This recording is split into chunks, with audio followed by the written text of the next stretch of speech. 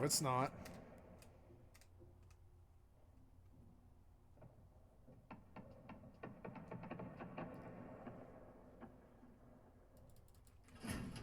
Oh yeah, that's real good. So give me wood and metal.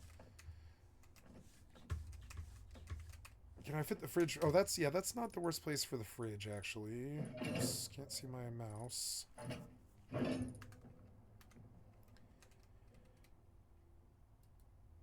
Oh, wait, I can skin this thing. Nice. Oh, cool, they have a lot of them. But I like the speaker. I've always liked the speaker. Okay, I didn't get a skin. Oh wells. I need to fill the fridge with all the fridge stuff. Fridge stuff. Then, yep. And then, I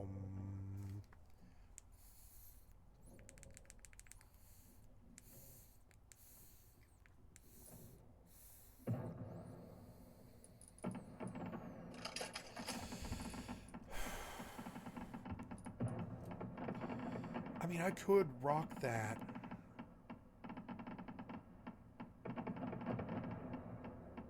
I could rock it.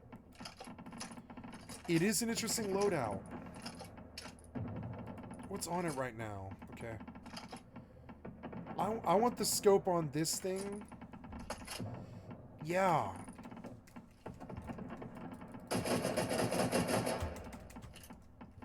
Yeah, that's a good SAR. It's kind of my style. Yep, an AK for my SMG spot. Yep. And this thing, yep. And SAR sniper rifle. I could do it. I could just rock it, I suppose. It's not really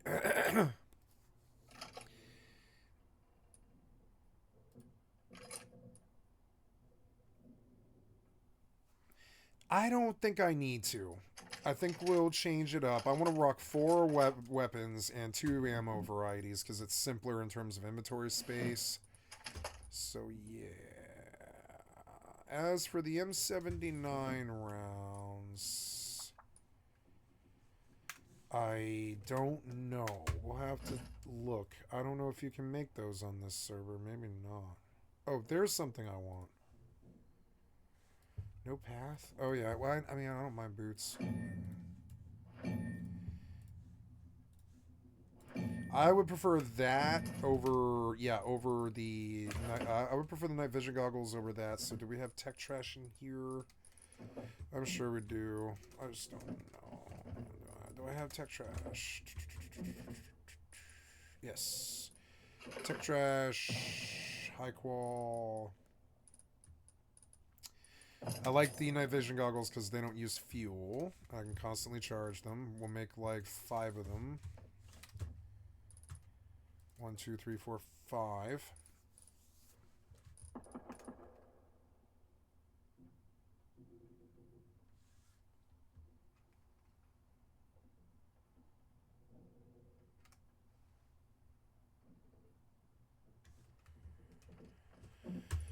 Okay, so what else do we need? Night vision goggles in because they don't use fuel. Now,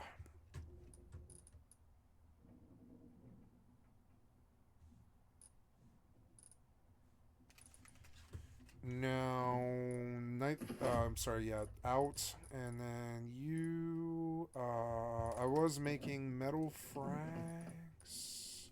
So I need metal frags for lockers. Excuse me, lockers. Lockers and wood. Oops, I put the wood away, I think. Wood. Ooh, I have a lot of wood now. Cook, my pretty cook. Maybe I should loot it out.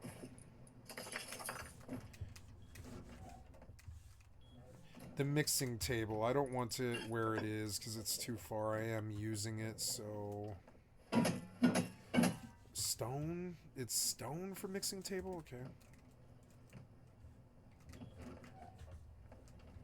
Stone for mixing table. Okay. Oh, I have 4 night vision goggles. We'll do a row of night vision goggles to begin with. Or, well, you know, never mind. Yeah, that actually does work. Night vision goggles. And I got lots of kits. Lots of kits. So, yeah.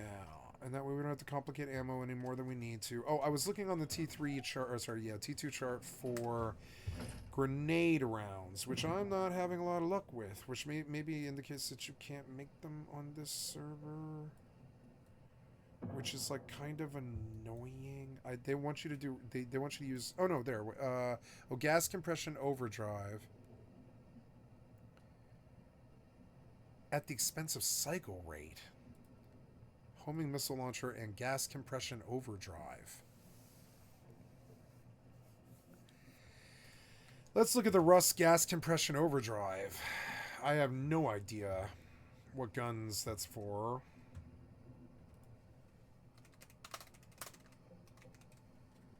Okay. Trump ice scandal. Uh-oh. New King of Range PvP gas compression overdrive guide. Thank you, JFar. I've liked the sub to your stream. This attachment gives you worse DPS and time to kill. So why do I still recommend using it? Let's find out by looking at its cost, DPS, time to kill, shots to kill, range, and best attachment combos. Hey guys, Jafar here, and let's get started. You can craft the gas compressor overdrive attachment at a level 2 workbench, but you'll need to spend 2,126 scrap if you want to go through the entire tech tree. Alternatively, you can just research it directly at a research table for 125 scrap. Keep in mind it's not something you'll find in loot or can buy. You'll have to craft it yourself. Oh, okay. So only crafted. You can throw this attachment onto the M39, M39 semi-auto rifle, Thompson, custom SMG, M92 pistol, and semi-auto pistol. The nice thing is you can still use muzzle attachments alongside. I stopped listening after I heard M39, but I want to hear the gun list again. Let's see. Custom SMG, M92 39, semi-auto rifle, Thompson, custom SMG, M92 pistol, and semi-auto pistol. The nice thing is you can still use muzzle attachments alongside it, but it will lock you out from using the burst module. Wait, you can use... In terms of raw stats, the gas compressor does drop down your overall DPS because it slows down your rate of fire. Here's a sound comparison for some of the weapons affected by the fire rate. Oh, I like that a lot more. Look at it. This only really matters in scenarios where you'll be firing in full auto and hitting all your shots. So if that's your style, you're probably better off without the attachment. Now let's talk time to kill across different armor tiers. Starting with the semi-auto rifle, the gas compressor actually performs better when spam firing against players in primitive gear, but performs worse against everything else. Let's also look at the Thompson, custom, M39 rifle, M92 pistol, and semi-auto pistol. But time to kill isn't everything. Gunfights and runs can be chaotic and you're not always spam firing non-stop. In that case, the increased bullet velocity and higher damage per shot makes it easier to hit your target and take them down with fewer hits. If you prefer tap firing, taking fights that aren't full auto, or plan on missing some shots, shots to kill is a better stat to look at. Here's a comparison of shots to kill for each weapon, both bare and with the gas compressor attachment.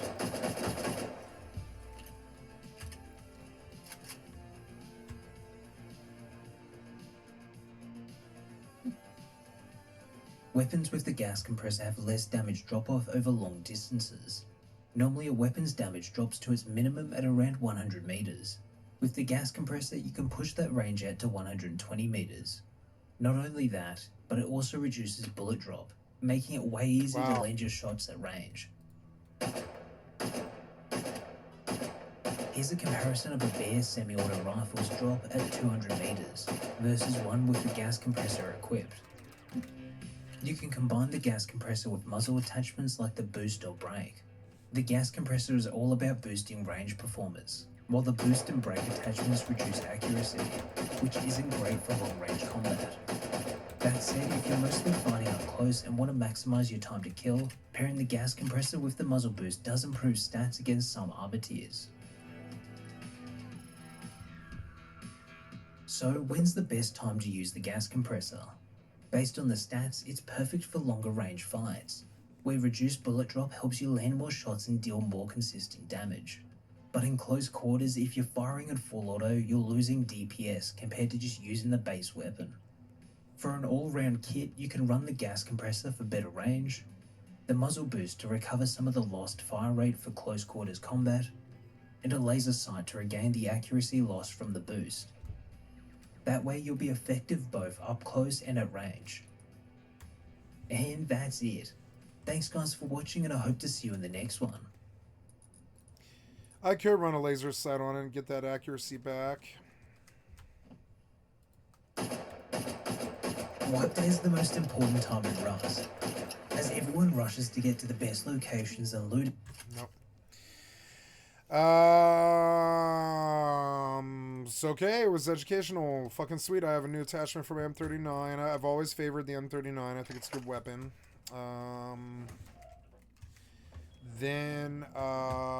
Yeah, so attachments away. What else am I doing here? I am done. Oh no, I guess I guess I can't produce grenade rounds, huh? I got kind of distracted with the night vision goggles thing, but yeah, any grenade rounds? Lead armor insert. Rad protection. Extra protection from heat. Heat. Okay. Projectile melee explosion. Projectile melee radiation. Okay. I suppose I should buy those, but I don't really have the money. I don't know.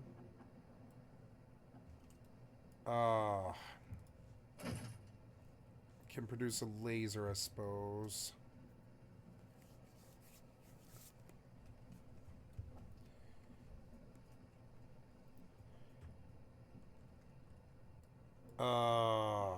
Laser. No, but I guess I can't produce grenade rounds. They're not in rank 1, are they? No. Can you not produce HE grenade round? Oh, do you have to buy those? Okay, so Rust. M79 grenade. I'm sorry. What's the designation of this weapon? I can't remember. It's. Oh, I put it away. Did I? Oops. Didn't mean to do that. Where did I put that? So there we are. 40mm multiple grenade launcher.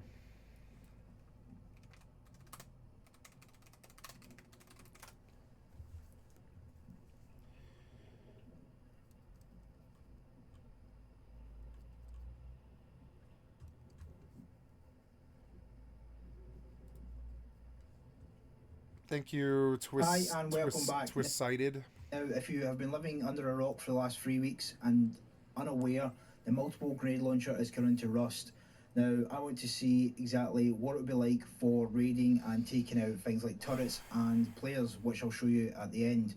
Now, to get this, you have to basically get it from a drop, or I've been told the heavy scientists ammunition is exactly the same, apart from at the moment on staging, you can get the shotgun rounds via the bandits. Now, it's actually quite surprising. Oh, yeah. Is this for scrap? I have to go buy them for scrap, is it? Ooh, that's good, though. I don't mind that. So, let's go to Bandit Camp, but first I gotta find my scrap, which I've got to put the bench down. I forgot to put the... Or no, maybe I did. Did I do it? No. I want to put the bench down. I don't know where to do it. I don't want anything blocking my way, so I suppose I'll put the bench right there. Fucking bench. Where did I put that thing? There you are. So, yeah, just dump all that. Oh, I dumped that too. I need the scrap. Now,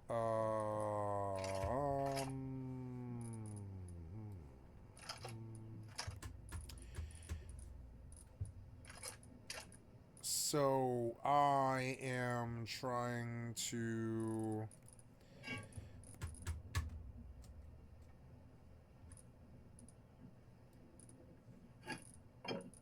go buy HE grenades from the bandit camp, and that'll mean getting scrap. And I don't know where I put it. Oh, no, it's not in there. Gotta find the scrap. It's not hard. Did I spend all of this scrap? I might have. Maybe I spent it all, actually. Yeah. Because the bench isn't down. Yeah. I think I spent all the scrap, which is unfortunate. Let us recycle, I imagine. And yeah, I did. I spent all that scrap, huh? That sucks. It's not my bag, so yeah.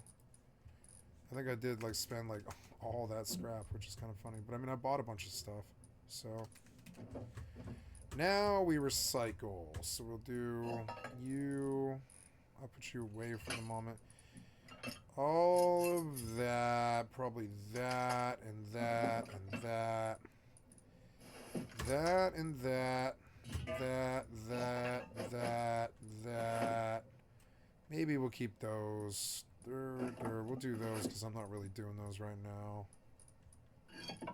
Yeah, seems good. Those could be cycled, and I probably will. Probably do that right now.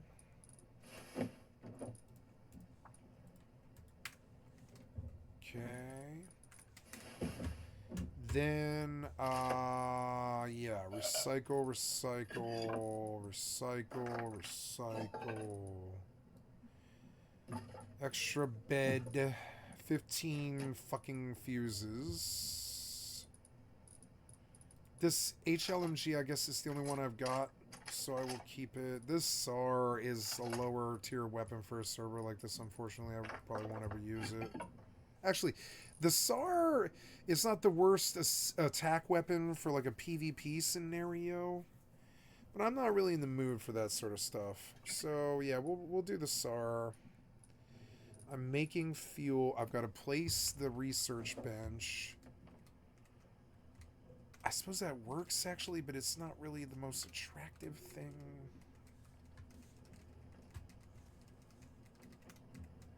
That works, I suppose, yeah, and that way I don't have to ever have to like go chase the bench. Maybe I can cram one more locker back there, I don't really know.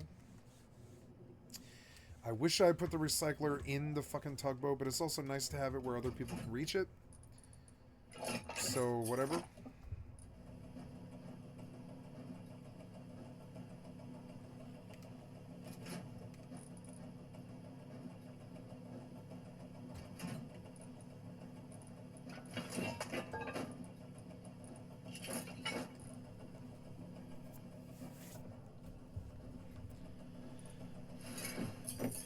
On the first, I'm gonna spend $50 on this server on wipe day.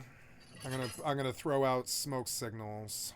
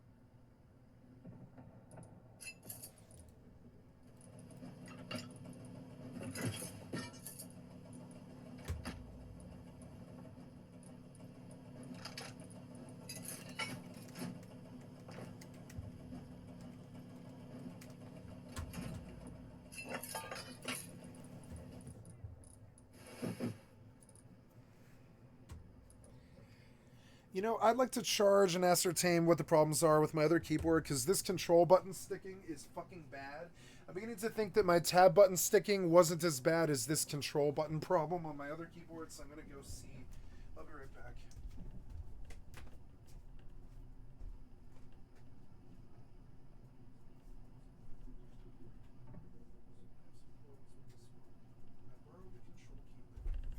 I can fix that. It's the tab button. What's the problem on this one? So we're going to charge it for like an hour before I pop it on here. Charge this keyboard now. Or it might be charged, actually. I might have turned it off. I don't know. Did I turn this guy off? Yes, I did. Is it on? Oh, yes, it is. Well, then, let's take a swing. I don't know if this keyboard is synced. I don't think it is. So, because my Bluetooth had an issue. So, let's go on and... Come on, man. What are we doing here? What? I need you to show me my taskbar. Why are you doing this to me? Show me my fucking taskbar, piece of shit. Is it the control key? Show the fucking taskbar. It is the control key is causing me terrible, terrible problems. I've got to address it.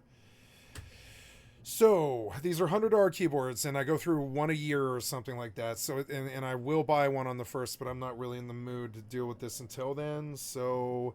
Now, I take a look at solving the issues of these keyboards. So, tab is a problem on this keyboard. Like, I can't alt-tab on this key... Oh, no, this keyboard is not synced at all. So, that's the first problem. See, all the software developers and their fucking problems. But, I mean, this one's on me. This is a hardware issue. So... Add device, but no, also they like dropped this keyboard, which is weird. This keyboard never should have been dropped in the first place. It should just sync the minute it tries to Bluetooth sync, because nothing's changed. I haven't reformatted or lost this keyboard ever. We're adding a device. There we go.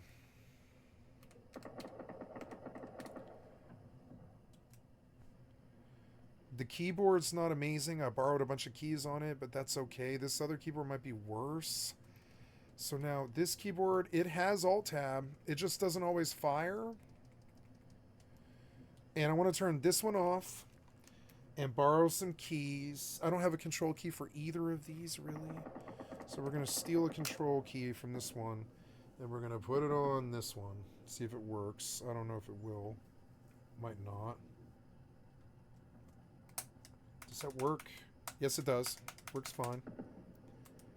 My tab key is working, so I don't mind. I don't mind not having a tab key. So we're gonna go back to my other keyboard now, because this keyboard's driving me fucking crazy. It has this terrible, terrible problem with crouching on the control key.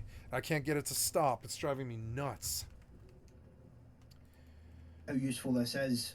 Now, you'll probably see about 100,000 solo raid videos coming up very shortly, but I want to give you... Yeah, you can't really raid with this weapon. Not really. Oh, my enter key. Maybe that was the problem with this keyboard, huh? So steal an enter key from this one. Yeah. Steal an enter key from this one and replace. Does that fit? Yeah, it's working. And then I need to steal the up key. Up key. Yeah, seems good. And then I might as well steal this because that's missing, and I might as well fix it. Is that right? Yeah, I think that is right. So, and then that key. Good. And and then my my end key, or my page down key, and this keyboard becomes a complete keyboard again, except for the tab key, which doesn't bother me. I've been not using a tab key for a while. So, okay. A functional keyboard again, and it's charging. Good. And now, hopefully I don't have as many fucking... Like, I died. I lost my jetpack yesterday because my crouch key fucking sucks. Or no, I'm sorry. That was because there was something on my screen. There was a time I died yesterday. I can't remember what it was. Oh, the enter key... Oh, no. The enter key is acting up, I think. Oh, no. The enter key is acting up. Oh, no. It's the enter key. Is that why I stopped using this keyboard? Oh, no. 8 to 23. Oh, no, I don't know. It is working, like... No, it's working. It's working.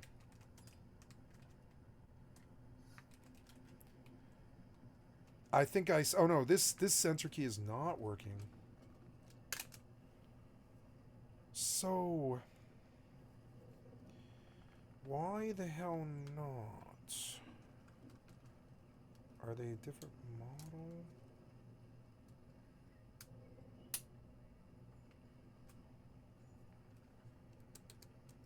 It sticks. It sticks. So can I just do that? I could get used to that, I suppose. Can I just do that?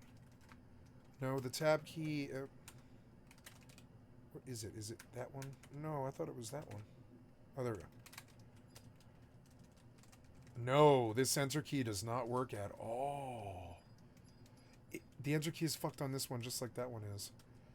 Do I own another keyboard? I don't know. If I do, it's got a dongle that I probably can't find. Oh, no, wait. I'm able to use the center key.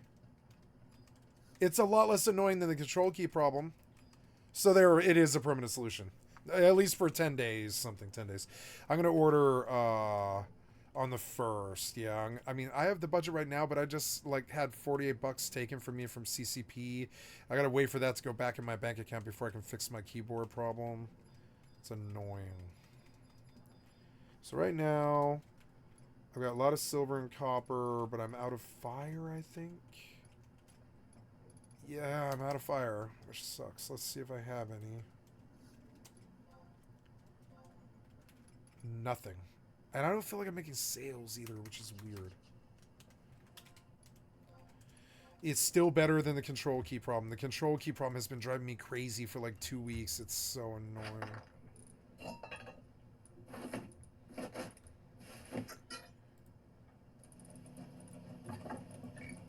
Being poor is so fun.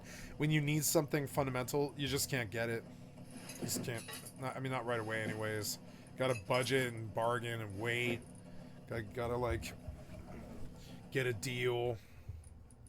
I wonder if I can get a Logitech coupon. As silly as that sounds. I'm looking for a Logitech Amazon coupon. Some such. No way. Oh, wow. I like that keyboard more. But it's not analog, though. Oh, I really like that old Solar K750. That's a really good keyboard, too. I used to really love that keyboard. But it's not analog. See all results, yeah. So I'm looking for... oh, that's all the ones that they have on sale? Okay.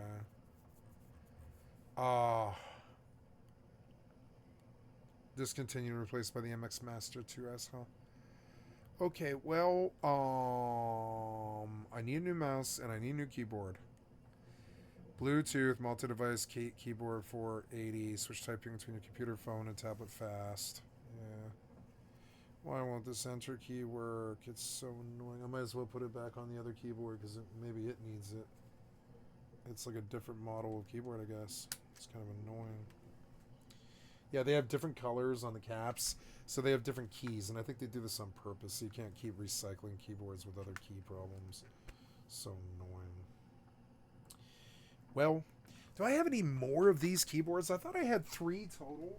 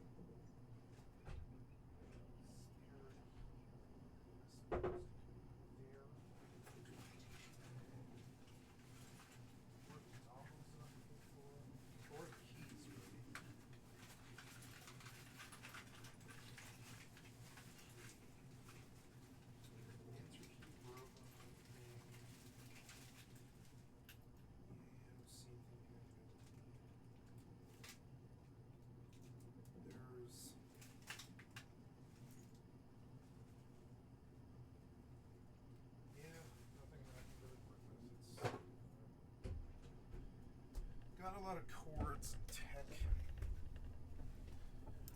I've got a lot of cords and tech, and I was just looking through what I had to work with here, just to make sure, but I think this is a better solution than what I've been using, which is actually good. It's not amazing. The enter key is kind of annoying because I use it a lot. But, I mean, I don't know.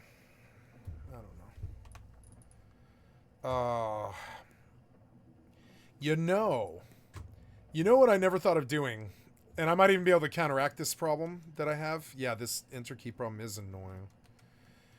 But I have an idea.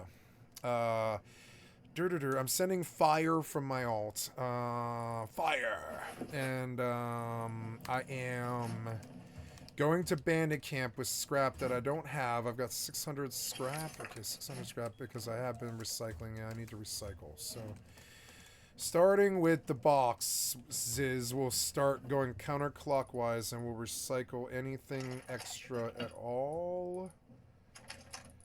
Yep, and we'll just dump all this except for the scrap. Yep, and we'll just recycle anything that's superfluous at all. Yep, and start reducing certain things I want to train. You, and you, and you, and you, and you,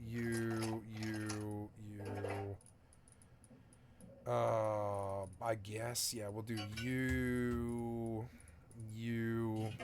I don't really see using this proto, really. I don't like the proto. It's the free gun on the zombie server, and it does suck. It sucks. So, now,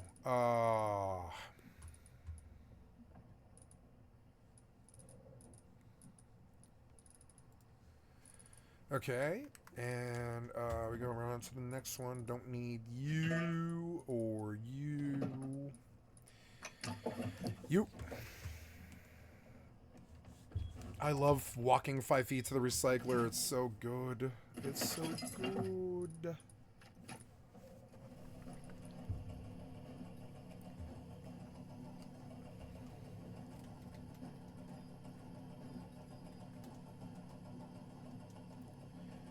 Oh, this enter key is not good. Not good. So I have a solution to that too, which is funny. We're gonna open my mouse program, which has been working really well lately, actually. I'm gonna open my mouse program, and I am going to look at the keybinds for this thing.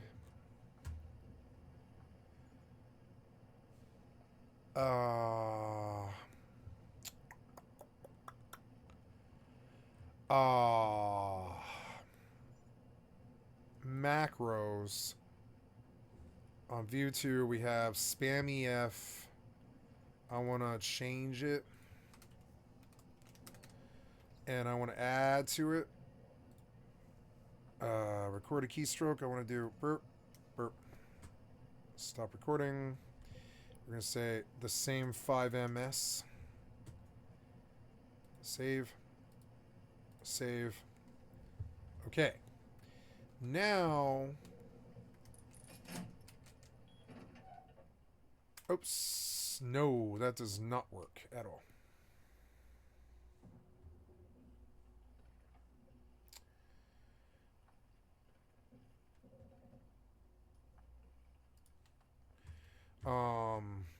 That will not work, unfortunately, which is annoying. Well, I'll have to learn that, like, the enter key is a problem, granted, but I don't think, I mean, I don't know, I'm gonna look, I saw some spare keys over here. I don't think I have my old enter key, but let's see. Yeah, I don't think so. Nope.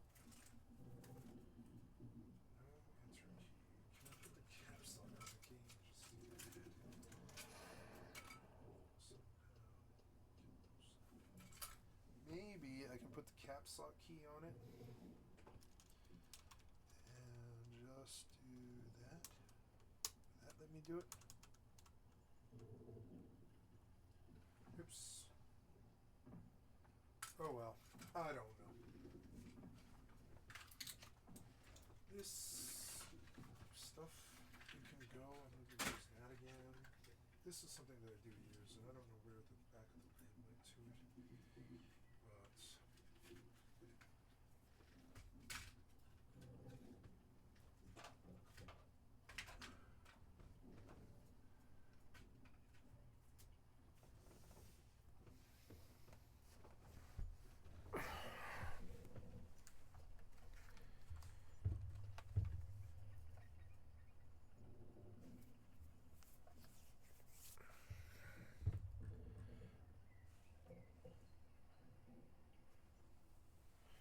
Oh, so... $59,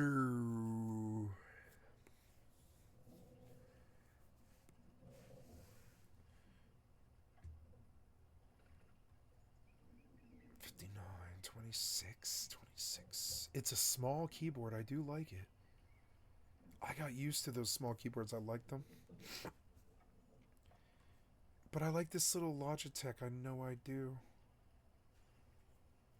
What's this? It's like a G70 something. It's a G915. I want to buy a Logitech G915 cheap. Buy Logitech G915 cheap. Coupon something. You know, like anything. That doesn't work. It's annoying. Yeah, that will not work. So get it off. Annoying, but there's nothing we can do. Logitech G promo codes in March 2025. Exclusive 10% off. Logitech G promo codes in March 2025. Exclusive 10% off.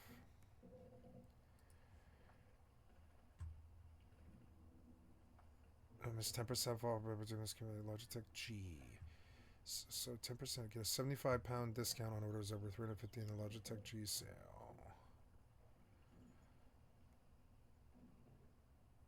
G sale. So there is a G sale. There is an Amazon sale. They are right about that. But none of these keyboards are good except for that one. It's K750. I like the K750. I used to use that keyboard a lot. It doesn't break like these do. I don't need a fancy keyboard at all. I don't use fancy keyboards, although I do like this one because it has a volume slider, which is helps defend me. So I don't know.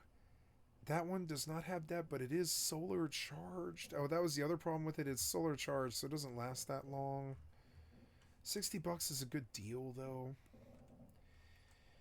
I would like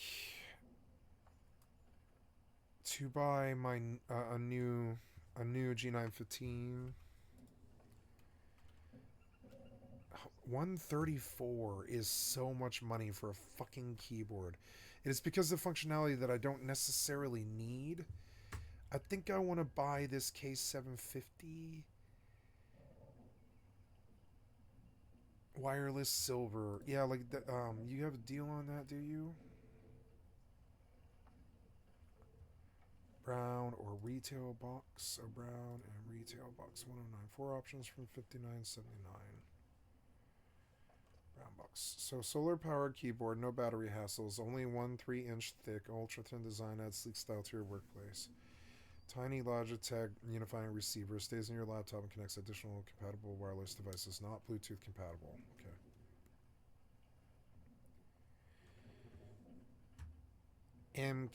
I used to have the MK540. I wonder if that got moved somewhere. I think I've got one more keyboard lying around here somewhere. I don't want you to log me out. I'm going to be conscious of that. So I thought I had another keyboard, but I don't.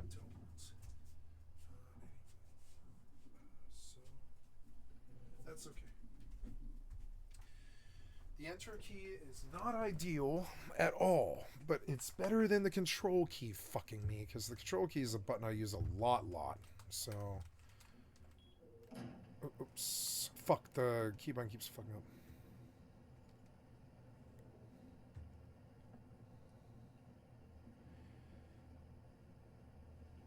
So that keybind isn't going to work. Macros, spam, EF enter. Nope, that's not going to work. We're going to have to fix that. So get rid of this and this.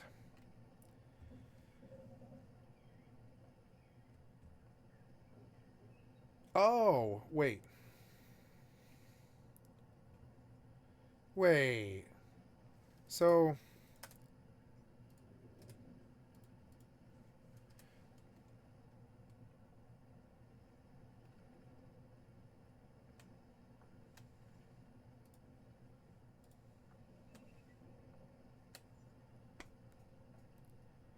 is that right?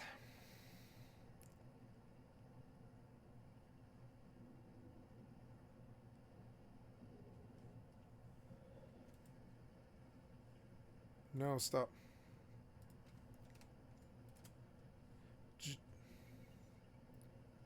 Reset to normal.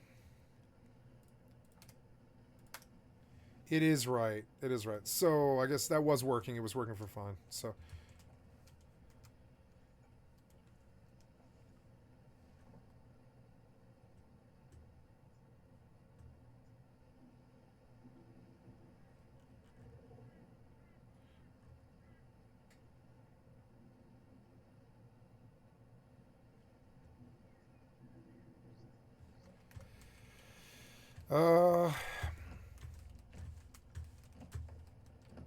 I am recycling.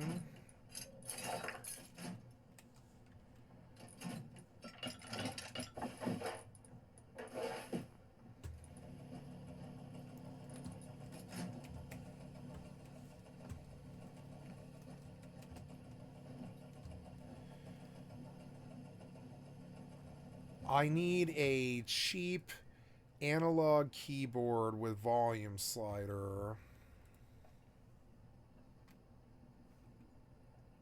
Let's look at 20 best cheap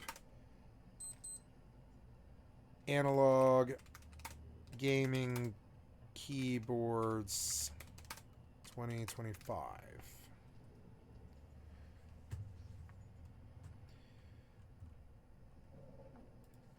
So then we'll look at what other people do.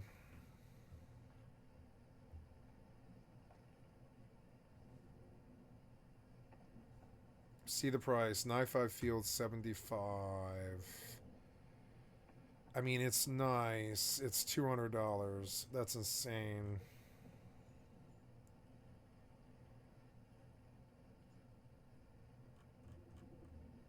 Mid-range, best budget gaming keyboard.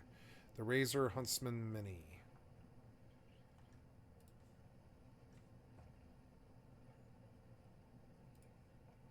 Oops. Stop. $70. That's more in my line. It's 42% off right now. Black and white. I think I like white. Has a nice glow to it. Probably stronger than this one, I've noticed. Except it doesn't have a volume slider, which is like kind of what I'm looking for.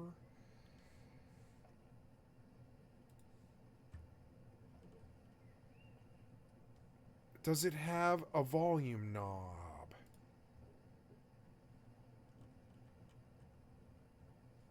It looks good to me, but it's got a cord. I don't need a wireless keyboard, and I don't care if I have a cord. I don't know.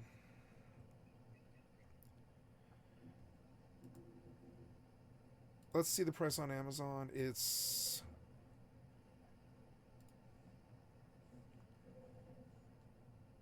$35. Is it a volume knob?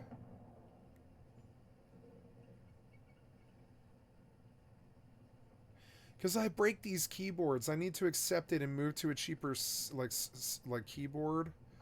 Because I don't use my Logitech keyboard for anything on my G-Hub at all. Because I don't use keyboard macros for anything. So I think I would like to buy a cheaper analog keyboard like this. Yeah, that's for like your wrists and stuff, but I don't really see why. Apex 3 TKL, and it's 22% off at 35, but it's got a yeah, best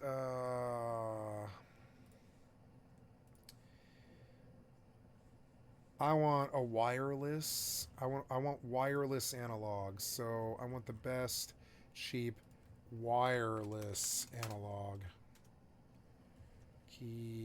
keyboards. Now, PC Gamer, best gaming in 25, the fastest, the smoothest. There's the Asus ROG Strix, the Mountain Everest, best budget, best mid-range. I want one with a volume slider. I don't know if I can get that. I like the volume slider, but I don't necessarily need it. And I would like to save. I'm going to start going through $40 keyboards and stuff. Oops. I have a budget White Shark analog keyboard in there, I think, but I don't know where the fucking dongle for it is. It's a good modern keyboard, and it has no problems, I suppose. But I would like a smaller one than that. The Asus ROG Strix Scopes. Let's view Amazon's today's best deal. Is $119, which is just, I don't want that. I don't want to pay $140 for keyboards that I break like once a year or whatever. I just don't. So I'm going to have to make a choice here, like economically. Oh, I don't want you to log me out. Don't log me out. So, what now? Gotta recycle more.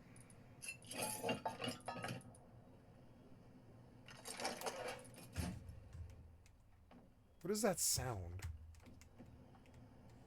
Oh, my furnace? It is my furnace.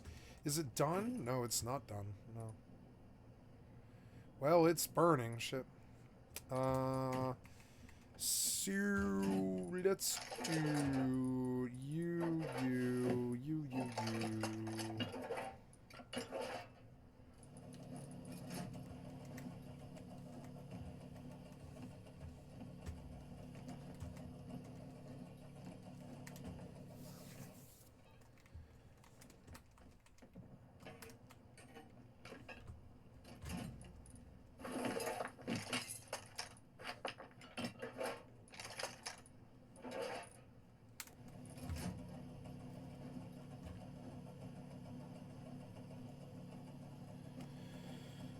It's a shame the key broke.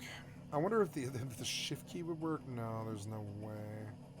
Or even the backspace button, because I don't use the backspace button that much, but I do use the enter key a lot. I wonder if they're the same key. Yeah, right. There's no way, right? I don't think so. They're not the same key at all. No, there's no key on the keyboard the same size as the enter key. Oh, wait. The shift key does look about the same size. Let's see if I can maybe get that to work. Maybe that'll work. Let's see. Does that work? Oops. Enter key busted. I'm testing it.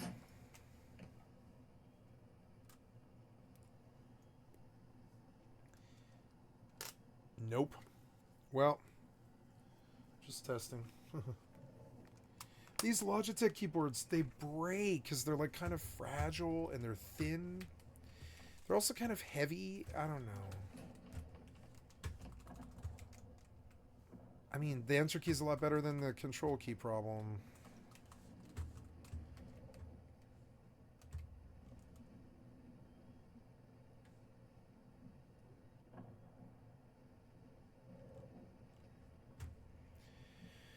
Save 60% off a G915 mechanical. Is it used?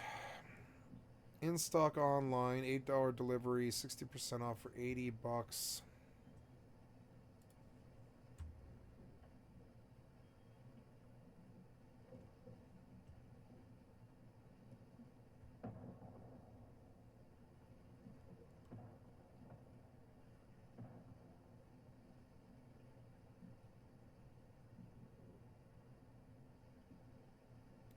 Yeah, I don't need... I mean, that one's nice because it's got a volume slider, and that's one of the things about this keyboard that's really, really nice. But...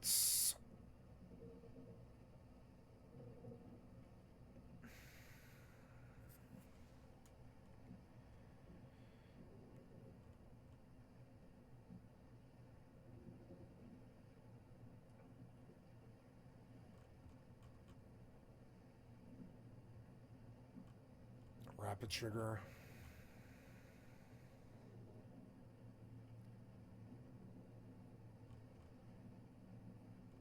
Oh, one of the things about this keyboard is it's really quiet. I mean, it's loud if you want it to be, but it's a fairly quiet keyboard. No, I want this keyboard. I know I do. I'm just gonna buy it. Fucking annoying because it's like a whole months of my. It's almost a whole month budget for me. It's gonna be a tight month. That's an interesting concept. Wow.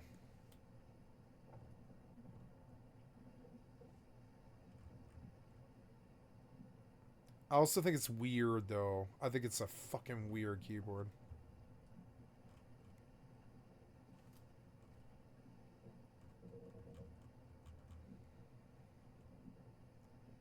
The quietest one is the Topri Real Force. If it's cheap, I'll just bite. I don't like the sound. Oh, $209. Jesus. No thanks.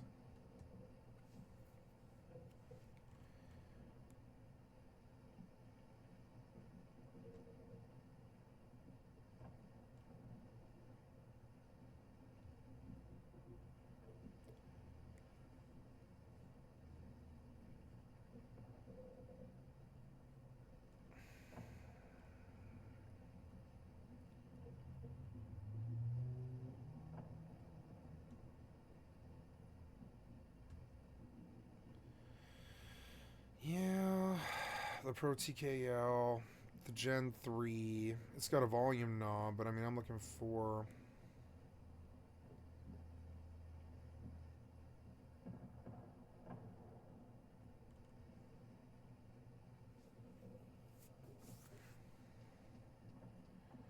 Fuck, I don't know. I don't know what to do. Oh, that enter key is like worthless. Damn it. It's still less annoying than the control key problem though. I wonder if the dongle for that other mechanical keyboard is around somewhere.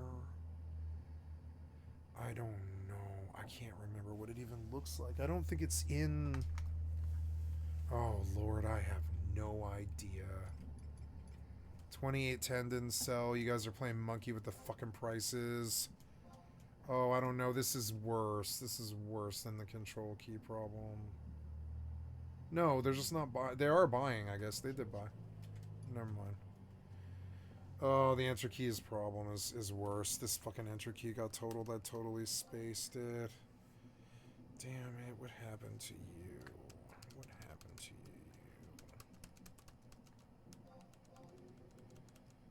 Is it a spring? I don't know. Well...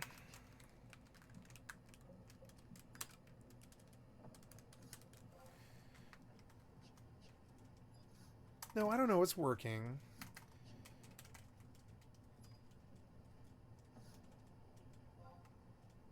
I just had to press it, like, with the right, like, hit.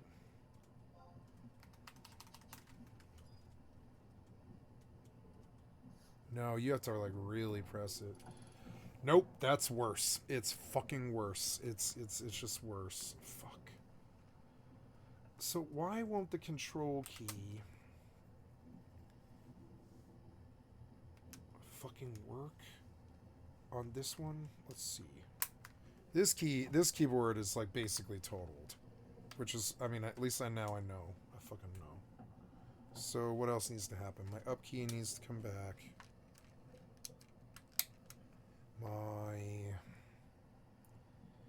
Everything else seems fine. except for this key. There we go. And then, yeah, so we'll just turn this one on, turn this one off, deal with this one.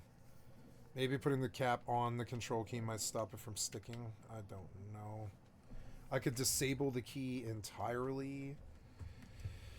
Maybe there's tools in the G-Hub to disable the key entirely, maybe? I don't know.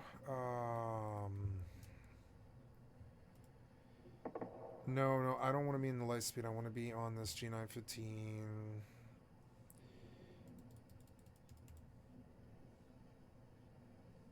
Okay, so you can only bind the F keys or whatever. I don't really understand their whole thing.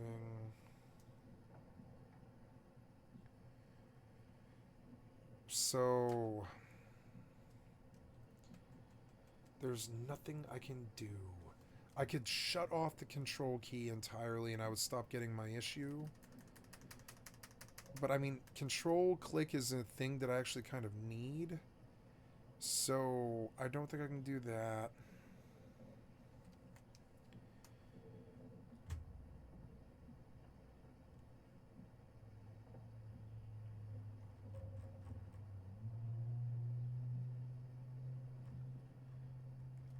I will just buy a new keyboard. It's fucking annoying.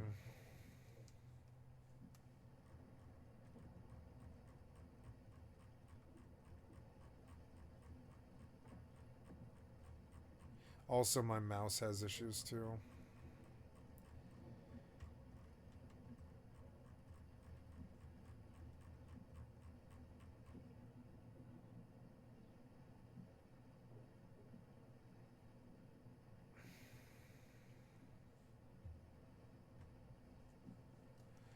It's hard.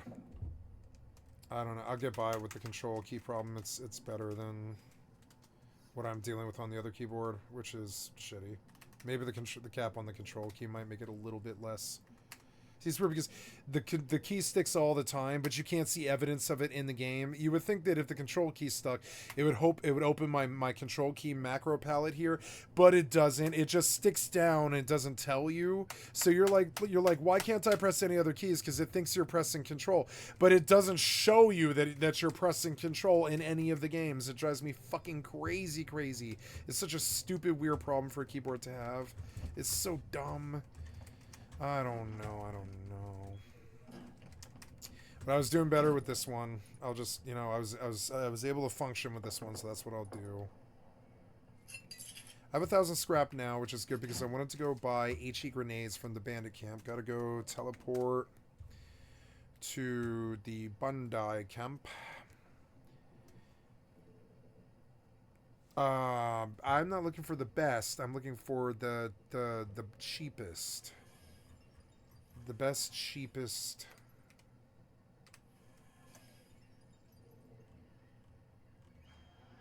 Oh, I've got to send off fire crystals. So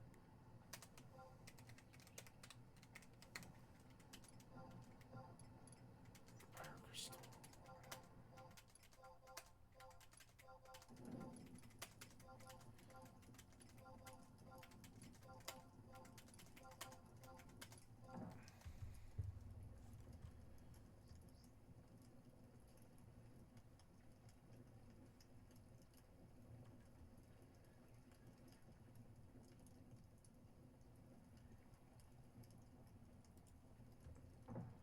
Red Dragon is not the best brand, though.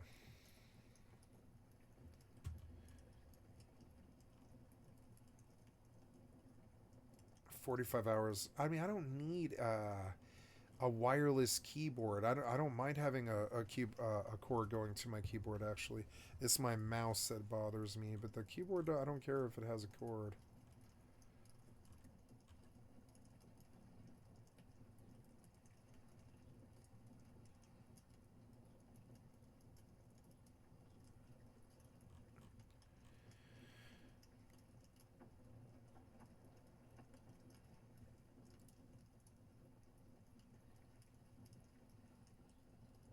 There's a G915 Pro, G Pro TKL for 148. It's got a volume knob. I like it. I like it more maybe. No, I like my keyboard.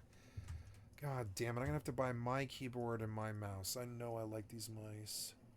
The only thing that was wrong with this white mouse is it got doused in water and it killed it. This poor mouse. It won't charge at all anymore. It died on me. It's so sad. I'm gonna plug it in and just see if it suddenly comes to life for some reason, but I don't think so. This thing is not gonna ever charge again. Oh, wait. Yeah. Wait, it did... No, it charged for a second, but and now it's stopped. It has a port issue is what it is. The port's whack? Okay. Well, maybe I can get my old mouse back. That's good, because this older mouse is ghetto. If I can get my old mouse back, I'll just let it charge for a day and use this one until tomorrow. G Pro is 148. I want the G915. Logitech G915. Yeah, search. And it's 122.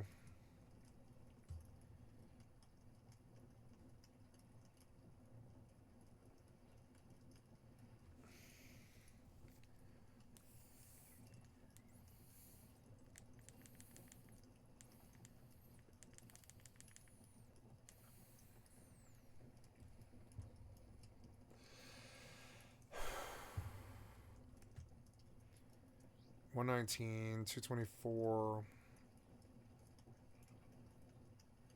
It's a mouse bundle for $224.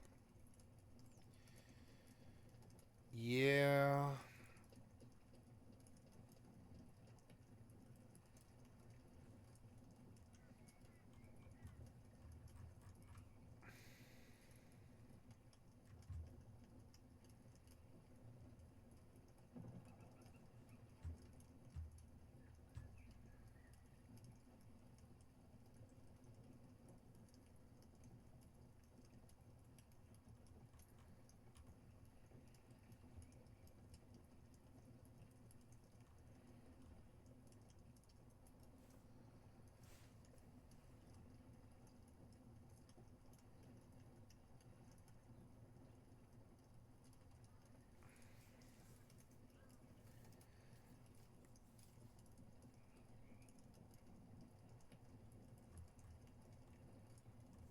It's a package.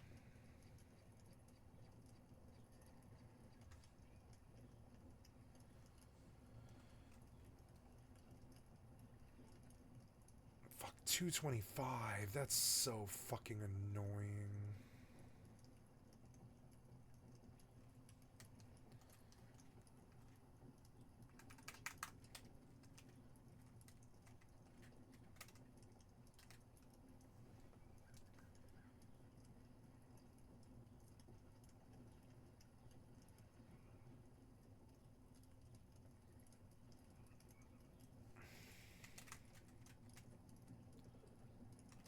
What's that sound? Oh.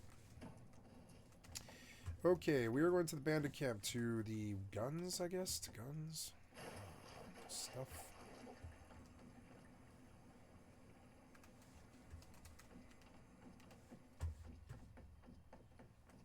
Scrap exchange. You pay scrap for metal, do you? But you don't pay well. But you do pay. And that makes metal a lot more attractive to me. You don't buy stone, do you? I don't think you buy stone, though, do you? Can I just sell stone directly for scrap? Because that would be helpful. I could just...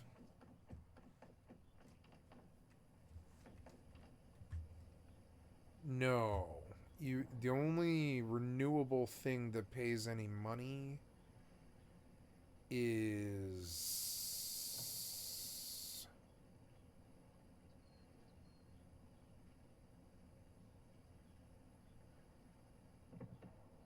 potatoes. I mean, it is a PvE server. I will move to farming, but I mean, I'm doing a tugboat lifestyle thing. Next month, I will do when I have the tugboat, or even in a couple of months, when I have the tugboat thing down more, I will build an outside water base sub pen for my tugboat, so I can land at my big base and I can do power stuff there, like a farm, because you can't put power on the boat. And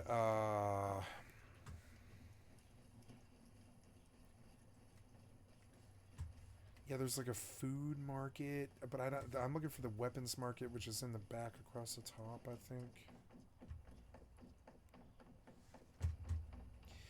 I've always loved the bandit camp. It's a cool design, but it's also annoying to navigate, sort of. It's always been annoying to navigate. It's a nightmare on hardcore servers because you can get shot up in there.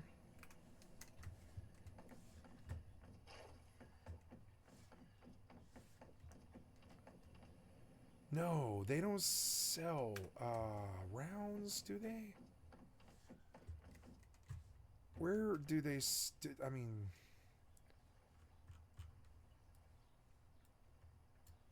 I'm at the bandit camp. I can't see my cursor. I want to... Oh, there we go. So on the south side is where you buy the Sammo. Is it? Oh no, it's 40mm shotgun, but you can't get grenades. And I could have just looked from the boat, but I didn't know.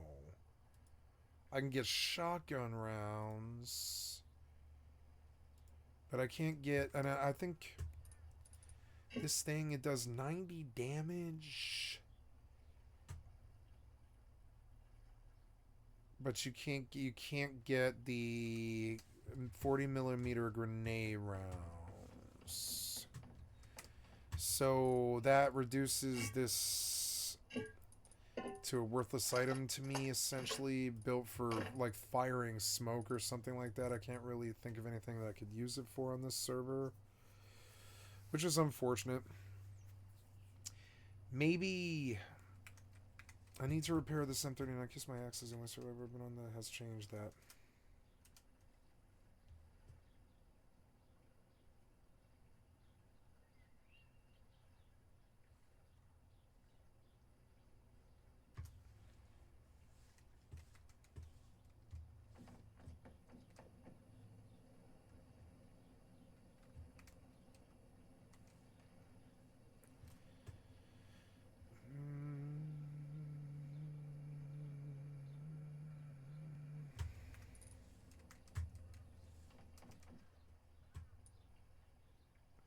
So, yeah, I think I want to go...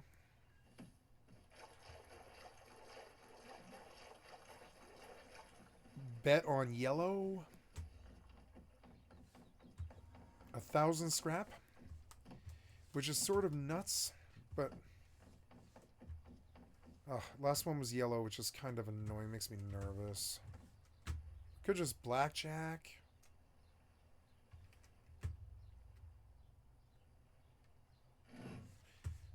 No, I'm just going to throw the 1,000 down because I don't care. I don't have anything that I need to buy, so I'm just going to throw it down on yellow. Yeah, do it. Chances are it's yellow. I know well enough to know. Chances are it's going to be yellow. It won't be because it just fell on yellow, but I mean, chances are it's yellow, you know. Oh, that lag always makes me so nervous. Oh, come on, big money, big money, big money, big money, big money. Double me out. It seems like it's taking a long time to stop. Please, please, please, please, please, please, please, please. Yes! Oh yeah, baby. Pay me out. Double the scrap.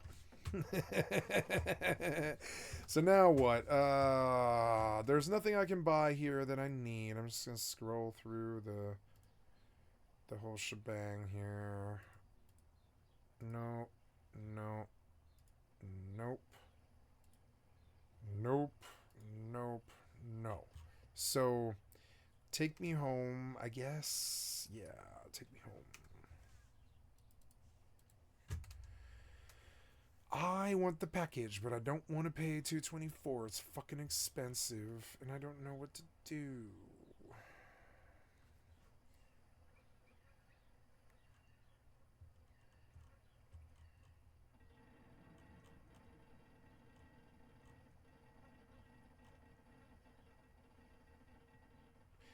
I want that powered USB hub.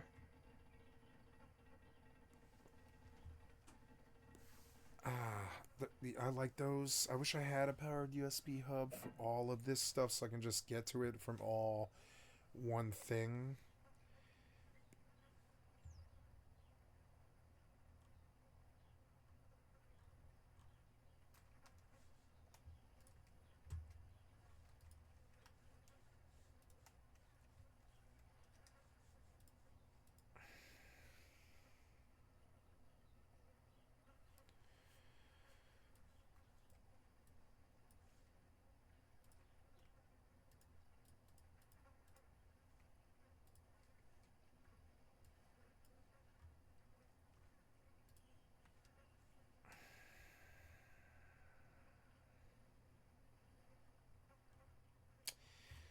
It's annoying, I gotta say, with the fucking keyboards and mice. They should not break within like a year.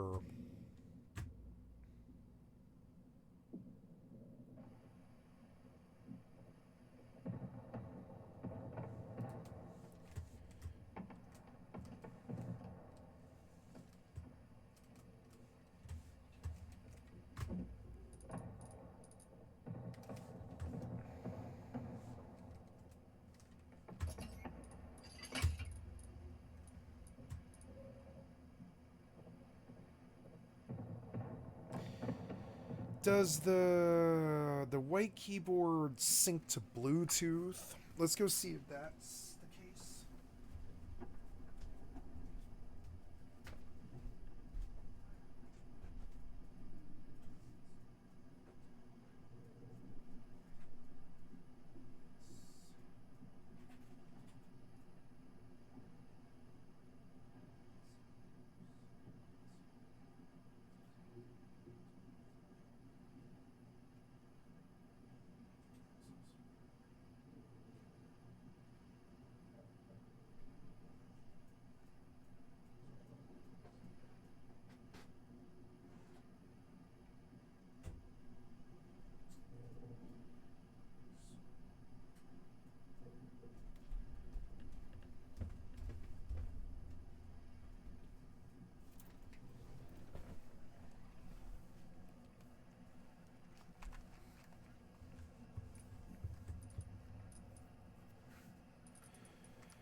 Gotta fix this M79.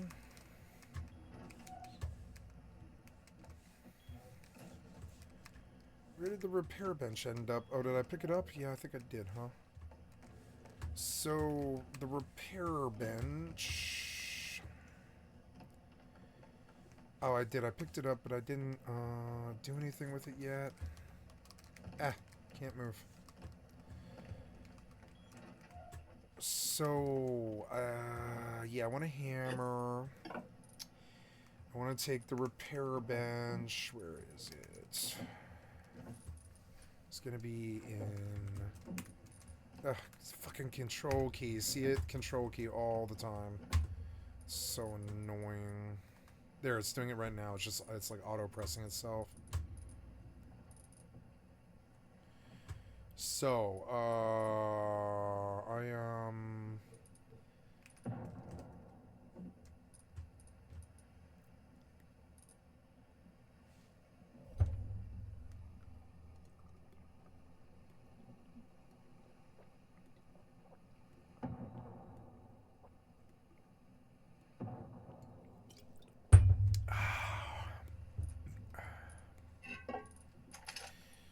there, you're crouching again. Fucking crouching. So annoying. The key makes it worse. If you put the keycap on it, it makes it, like, more sensitive.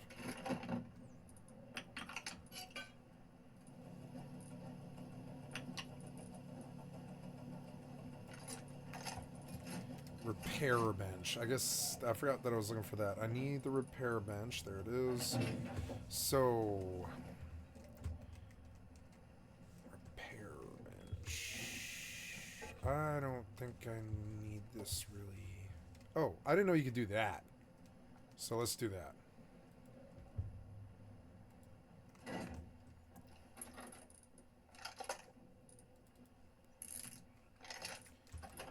Okay. Now, put all the rest of that away. Got my M39 fixed. And I'm crouching again. Ugh, so annoying. Fucking so annoying. So...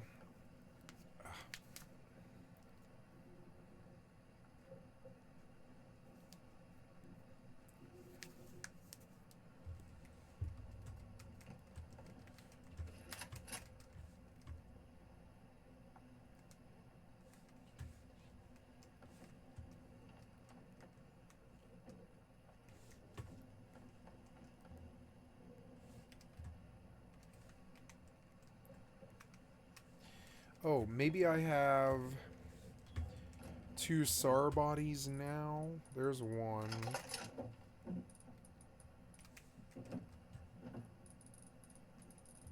Looking around the house for another... Oh, there's a pair of flippers. That's good. A pair of flippers from my toolkit. I am seeking SAR body. I thought I pulled one in, but maybe... Oh, there we go. Okay, so we are going to make SAR body. I'm sorry, we're going to make SKS because I've not messed with that yet. So, SAR body, springs, high qual. What happened? Springs.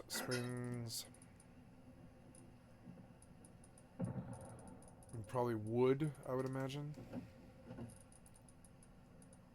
Yeah, maybe that's enough. Let's see, weapons. Looking for the SKS. 12 high qual.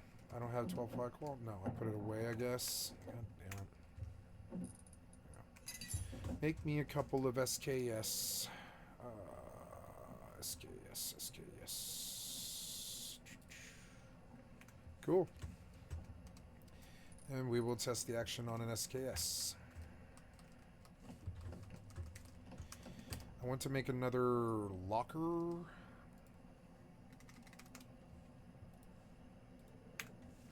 Okay.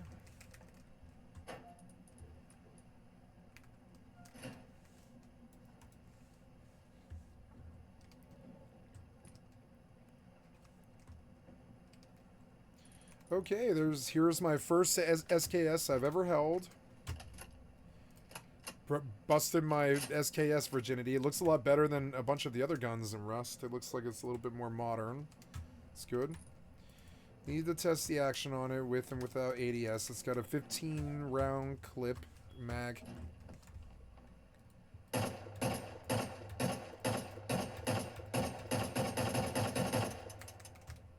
Ooh, it's nice.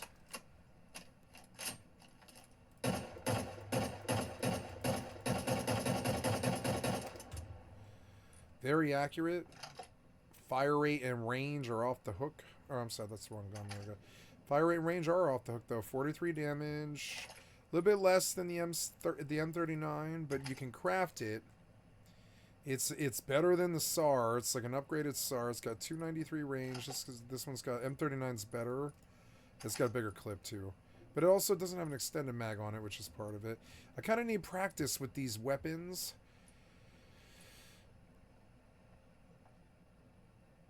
All of these weapons. I kind of do need practice with these weapons, so I believe I will. I know the AK fairly well, but I don't know the SKS at all, so we're going to switch up here. As much as I dislike that. Yep, and we'll use these 3 weapons, the SKS. See how it feels now with all the attachments and everything. Wow. Oh, I don't need flashlights on these guns if I always have a night vision goggle. So I suppose that's kind of a thing.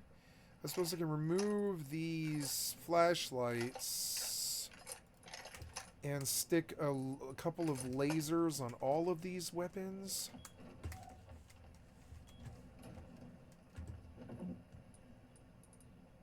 Lasers.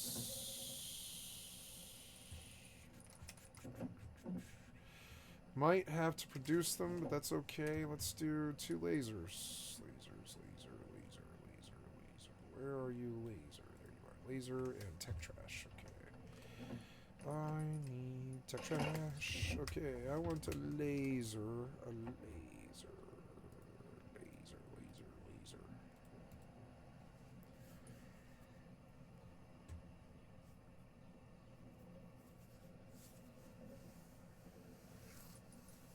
Yeah, I need practice with all these weapons. Maybe instead of the M39, I should just use the SKS, but I don't know. Because the AK has the stopping power.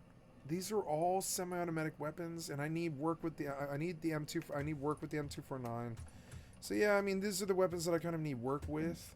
I suppose rather than the M39, I could run that high caliber pistol with the 16X on it. Oh. Yeah, I have the 16X on the wrong weapon. No, because it creates this ammo disparity, which creates another, like, less of an item that I can carry. But we are going to steal the 16X back off of it and put the hollow... Yeah, and leave the hollow on it, I guess. It's a nice weapon. Put the AK away for now. The AK away for now. And, yeah. And then I want one last locker.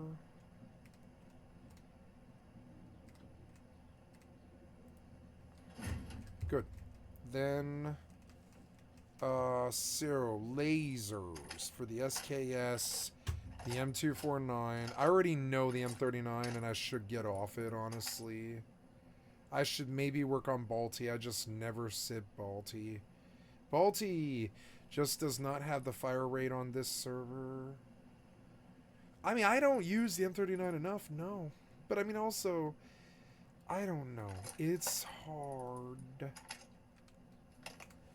Hard to choose. Please stop it. I need a new keyboard.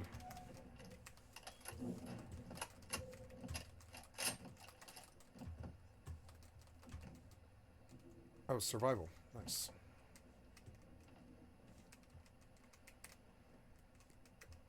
Mode nights. Okay. Survival.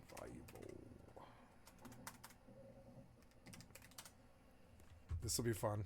It's nights. Okay.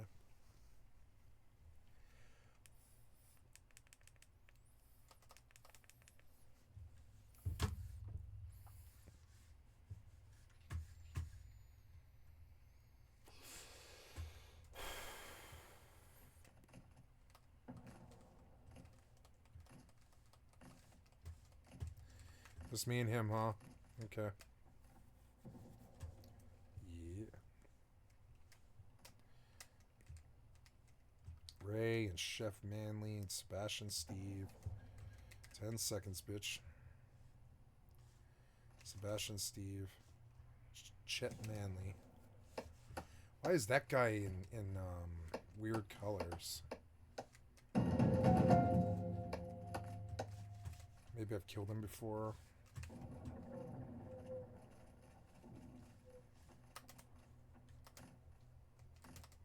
So annoying. Ah, I hate this place. I hate it. Why did you design it like this? This isn't fun. It's just bad. Oh. Give me. There we go. So. Okay. Okay, bitch. Let's go. Melee time. Ooh, oh, he had a crossbow. Fuck this guy. Oh.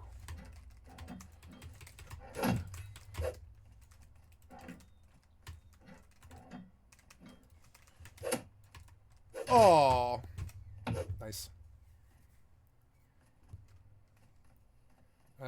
He opened with a Crossy, which is bullshit. Why did you bring even a Crossy to Prim? Stupid.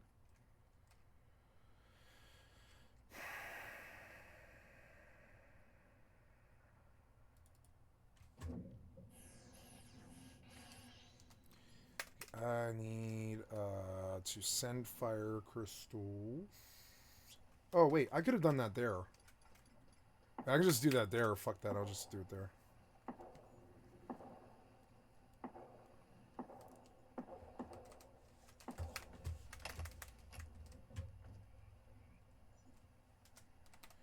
Good fight.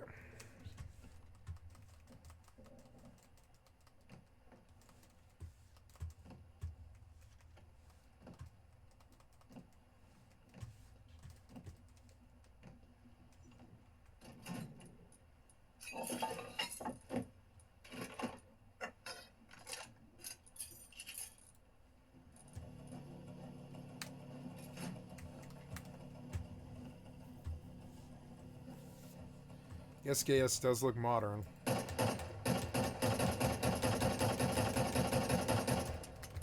is dope.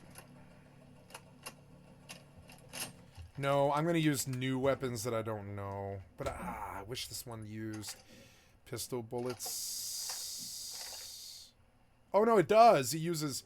Oh, never mind. We're switching out then. Well, I didn't know. It does use... It uses 5.56. I didn't know. I thought it uses pistol ammo, so... Flashlight and scope. How about instead of flashlight, how about laser? Yeah, we'll do laser. Yeah, make me a laser. Oh no, my tech trash. Oops, I didn't recycle that tech trash, did I? I hope not, because I need it. Uh-oh, maybe I did. Did I recycle the tech trash? I shouldn't have. Oh, I bet I did. I bet I did. Well, that's okay. Easily remedied. Oh, did I recycle the tech trash out of habit? I think I did. Damn it. I just assumed that it was pistol ammo for this high caliber revolver, but no, it's 5.56, which changes things.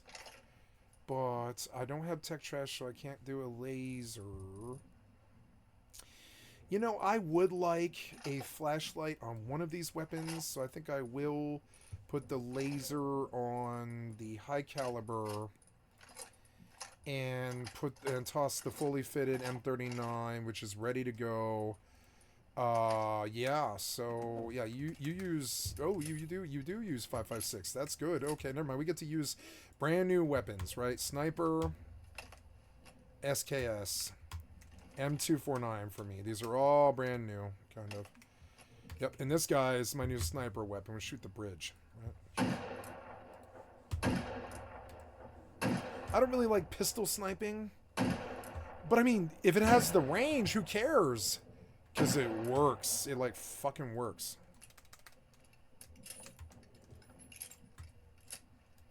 I don't know. I kind of like the M39's capacity, and it has way less kick. See how it shoots the scope into the sky? I think I actually like the M39 more.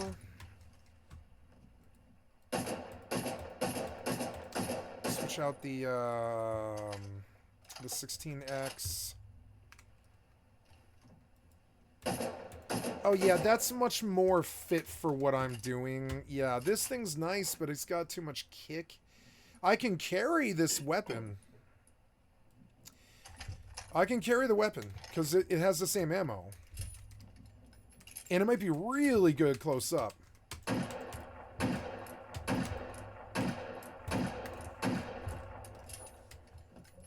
Can you fire fast?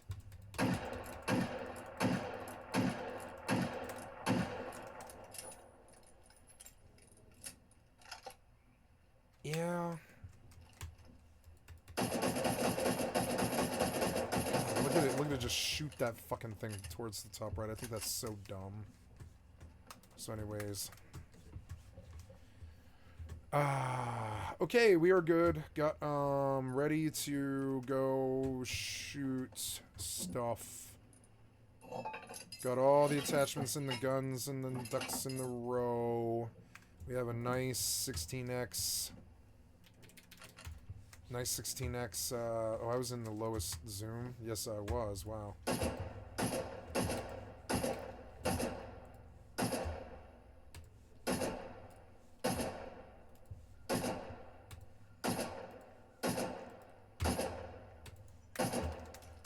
Okay. And,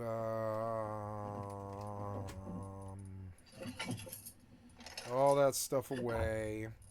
This is the minimalized, like, loot pit. All the stackables go in there. All the singles go in here. All the tools and the singles go in here, and then the remainder. The ammo's all compliant with all 4 weapons that I use, so it's only 5 slots. It's, you know, large med kit, fucking heavy, so if I get knocked, I can even maybe get back up. I have a better chance of getting back up again, I think. Yeah, what's the rule on this? It's like, stop saying it, but there's no implication that it gets you back up again, I think, but it does help your chances or something. I think it statistically has a chance to up your chances of standing back up again. But I don't know. Maybe that's a myth. I don't really know if that's true. 19 rounds in the SKS, but... Oh, but look, no kick. Yep, it is good. Okay, so it's dark. We're not going anywhere. I'm going to worry about other stuff now. I got to mail off fire crystals. I am happy to return to Rust, and this is the original fucking... This is the lineup. Rust, Eve, FFXI. I knew I would be in a happy place if I could get all 3. And I did. This is the 3 that I wanted to do. They're the 3 games with the most depth that I can think of.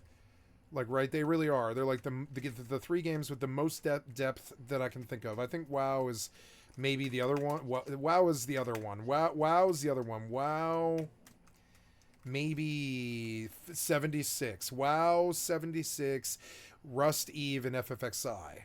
Now, Rust, Eve, and FFXI are my favorite, but 76 sits in the roster, and WoW does when the expansion is current, which for me is 3 to 7 days after expansion release, and then it's not current anymore.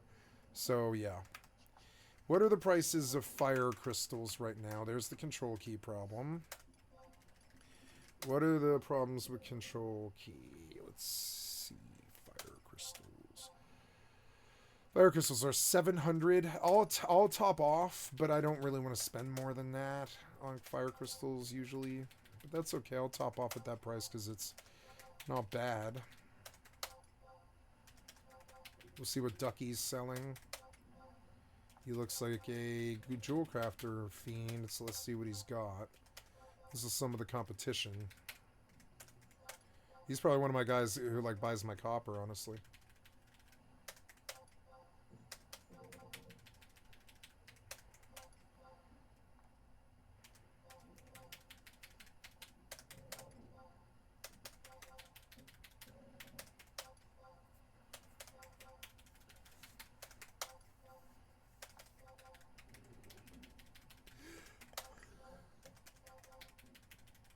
There's always something else to do in Eve, FFXI, Rust, 76, WoW. There's like always something to do. I don't want to pay for a yearly sub to fucking WoW, but I would not mind returning to retail, honestly. But it's like, retail is for losers. I know it is. Retail is for losers. But I'm a loser. I'm a loser.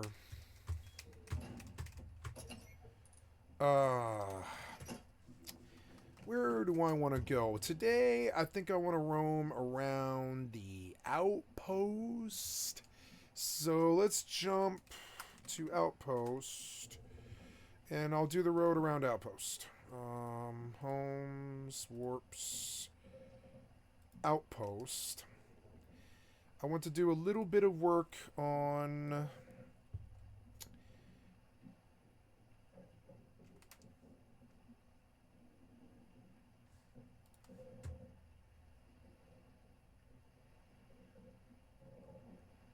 That white keyboard, it works? No, it had a problem. It had some problem, which is why I stopped using it, I think.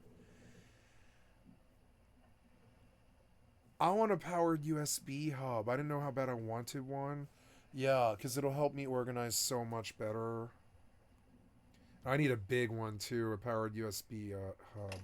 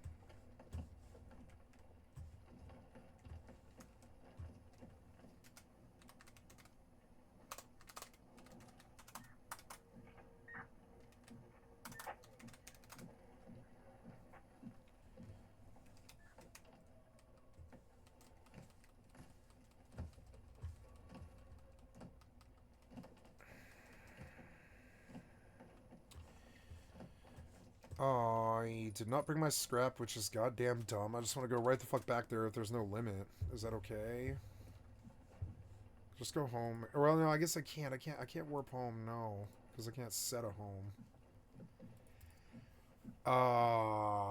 I guess I'll have to suicide back, but I mean, that doesn't matter, really. That doesn't matter. I'll get my scrap and I'll gamble here.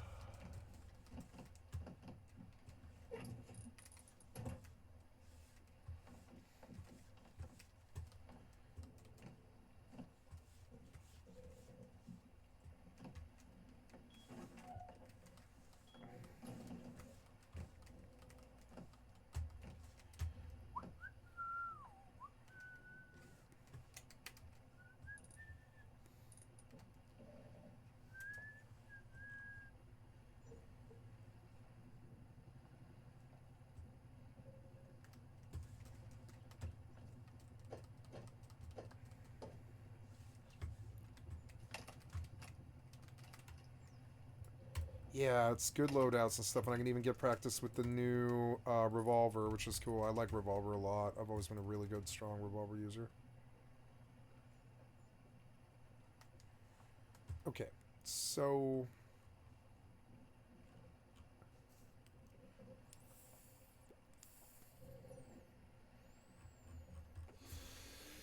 Well, we did the keyboard thing. I learned that I'm just not really ready for my budget.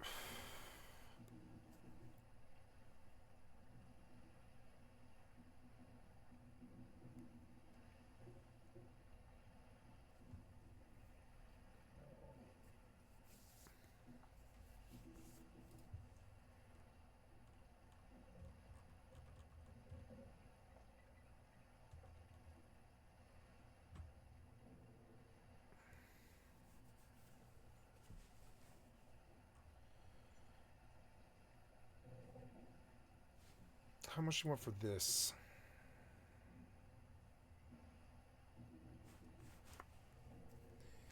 $80. No, I like my keyboard. I gotta stop deliberating. Ooh, fireworks.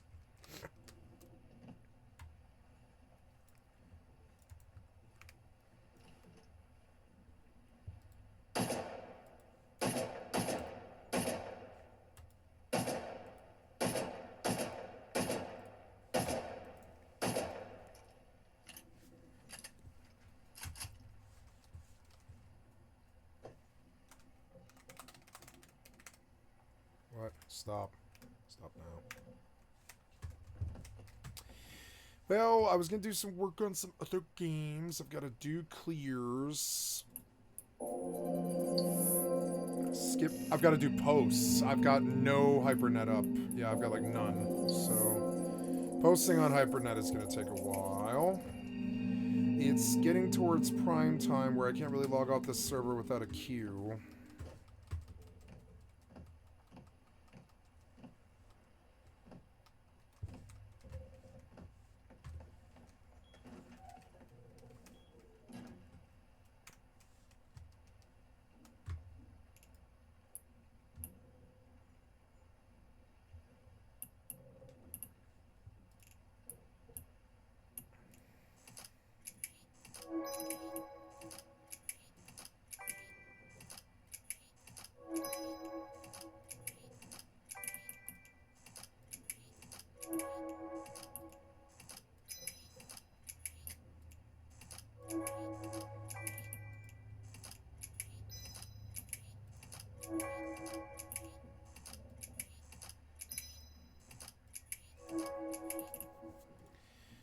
Okay, I gambled. That's always fun.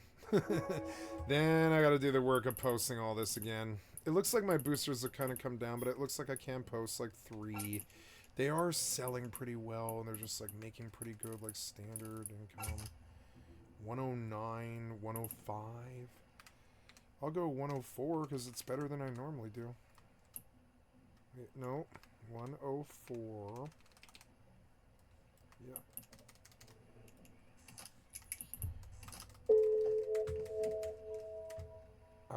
I came back here to get my... Oh, thank you. Thank you.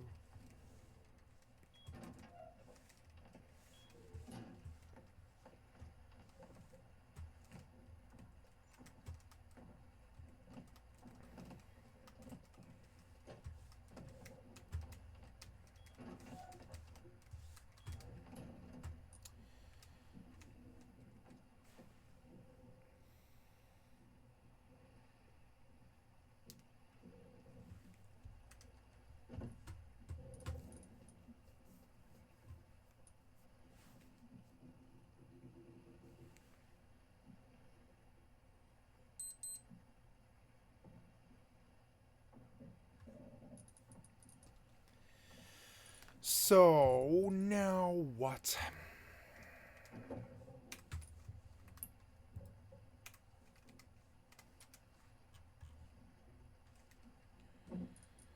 Now...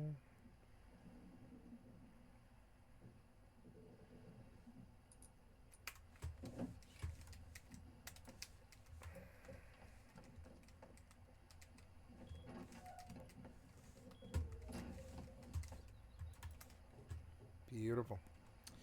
So, I guess I better post a lot of these. Yeah, like, or 3 of them anyways. 104. I don't... Well, I do have a lot of red and greens to post, I think anyways. I should check the... I should check the red and green market like every day just to make sure there's nobody else selling any.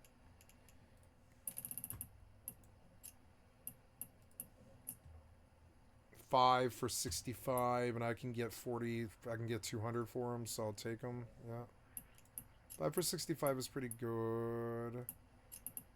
You the contract, I'll accept it. Take the 65, yeah, because I can just make that much. I definitely can make more than that. Thank you. This, yep, this adds more packages that I can buy. Oops, goddamn control key.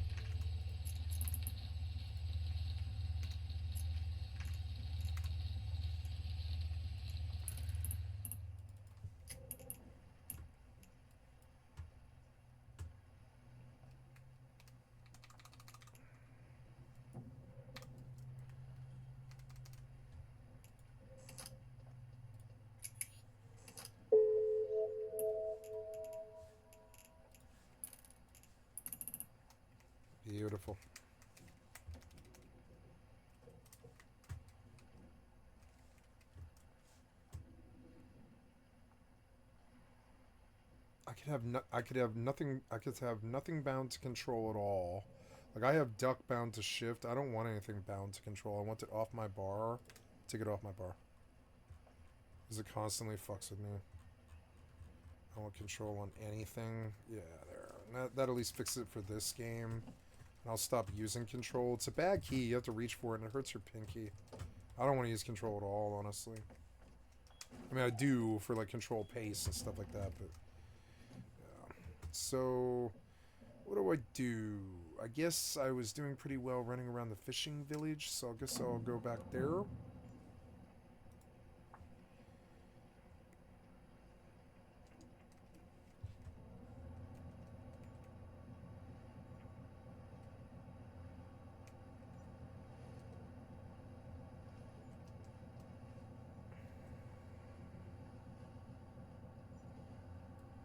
Yes.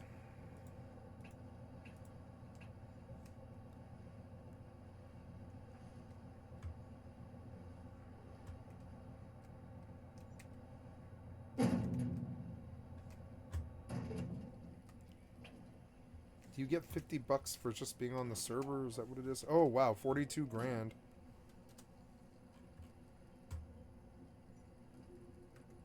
Wow. Somebody give us all a bunch of money?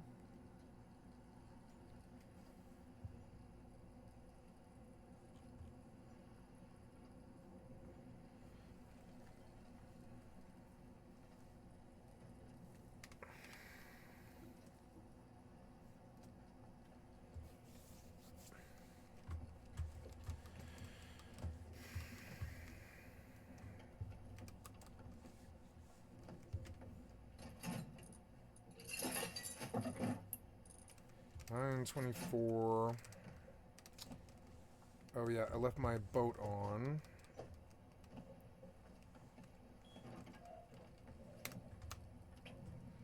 Good. Let's go gambling for like 50 scrap hands. And I'll listen to the Philip DeFranco, and I will make a fruit drink. So yeah, go back to the main page. Let's see what's up. Yep, Trump ice scandal. That's good to hear. That's good for the left. Any kind of scandal for Trump is good. Owen's fireside chat. You know, these Magapotamians. These Magapotamians. These Magapotamians. This is such a fucking funny name. I really like the fucking word Magapotamians. And is trying to deport a well-known Palestinian activist despite him having a green card, the first of what Trump has promised will be many, and it sparked a massive scandal. What you need to know about Canada's incoming Prime Minister, Mark Carney, including his first words. Okay, so anyways, I'll be right back. I'm going to make my usual breakfast protein drink, even though I've been at this for like 4 hours or something already. I don't know, what is it? It's, yeah, been 5.5 hours already, so time to have my breakfast. I'll be right back.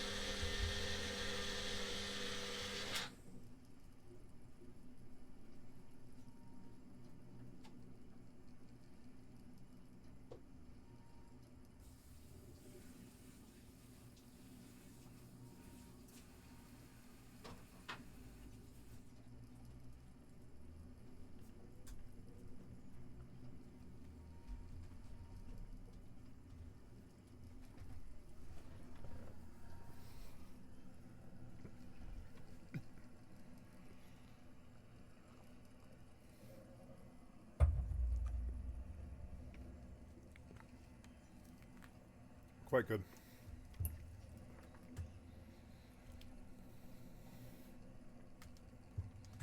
For Donald Trump, Drewski and OBJ have issued quick denials after just being named in a Diddy lawsuit. We're talking about all that Drewski and LBJ. Wait, what? and much more on today's brand new Philip DeFranco Show. You daily dive into the news, how it's being covered, and how people are reacting to it. But first, a quick announcement. I just made an awesome mini March drop live for you over at beautifulbastard.com, where right now you can snag yourself a "yeah, no, I'm fine" boiling frog tee and or hoodie, some fantastic and comfy "take me first, I am made for this planet" gear, as well as last week's viewer demanded despair is not an option tees and hoodies, along with recent bestsellers like "We the People Are Like So Over It," "I'm Just Built Different Poorly," and "God is Testing Me and I Refuse to Study," along with everything else. All available for you right now at beautifulbastard.com. Get what you want while you can. Do not miss out. With that said, I have a big show for you today, starting with this. ICE has arrested and is trying to deport a well-known Palestinian activist, despite the fact that he has a green card. A move that many experts say is a violation of free speech rights under the First Amendment. Right? This is also incredibly significant because it appears to mark the first publicly known arrest under Trump's broader promise to revoke student visas and deport non-citizen students who joined pro-Palestine campus protests last year, with him claiming that the students no longer had the right to stay in the country because they supported Hamas. And while this is something that Trump has been promising for a while, this latest news notably comes after he brought this whole thing to the next level last week with him writing on Truth Social. All federal funding will stop for any college, school, or university that allows illegal protests. Agitators will be imprisoned or permanently sent back to the country from which they came. And adding, American students will be permanently expelled or, depending on the crime, arrested. Though this, as many have noted, that the White House hasn't really clarified what they consider to be an illegal protest, given the fact that these activities are usually protected under the First Amendment. But regardless, the administration has made it clear that Colombia is its first major target, with it announcing on Friday that it had canceled $400 million in grants and contracts to the school, and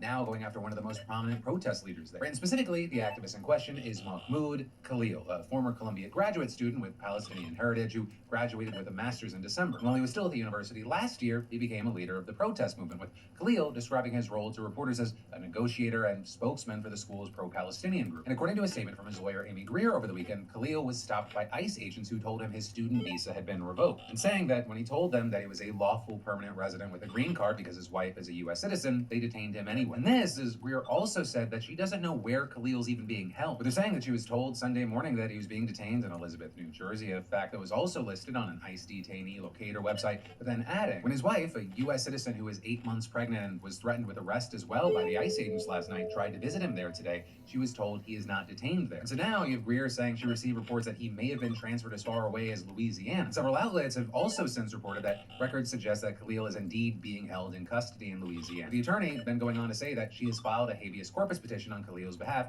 challenging his arrest and detention, and adding, "We will vigorously be pursuing Mahmoud's rights in court and will continue our efforts to right this terrible and inexcusable and calculated wrong committed against him." And with that, saying that the arrest follows the U.S. government's open repression of student activism and political speech, specifically targeting students at Columbia University for criticism of Israel's assault on Gaza, adding the U.S. government has made clear that they will use immigration enforcement as a tool to suppress that speech. But as far as exactly why Khalil's being detained, that remains unclear right now. Now with that, I'll say in a statement last night, a spokeswoman for the Department of Homeland Security said that he was arrested in, quote, support of President Trump's executive orders prohibiting anti-Semitism, adding Khalil led activities aligned to Hamas, a designated terrorist organization, and saying What? ICE and the Department of State Yeah, are committed to enforcing President Trump's executive orders and to protecting U.S. national security. With also Secretary of State Marco Rubio sharing a link on X to an AP article about Khalil in writing, "We will be revoking the visas and or green cards of Hamas supporters in America so they can be deported." And then today, we saw Trump himself chiming in on Truth Social, writing that Khalil had been apprehended and that his arrest was just the first of many to come, and adding that his administration knows of more students who have engaged in what he called pro-terrorist, anti-Semitic, anti-American activity, and claiming without evidence there that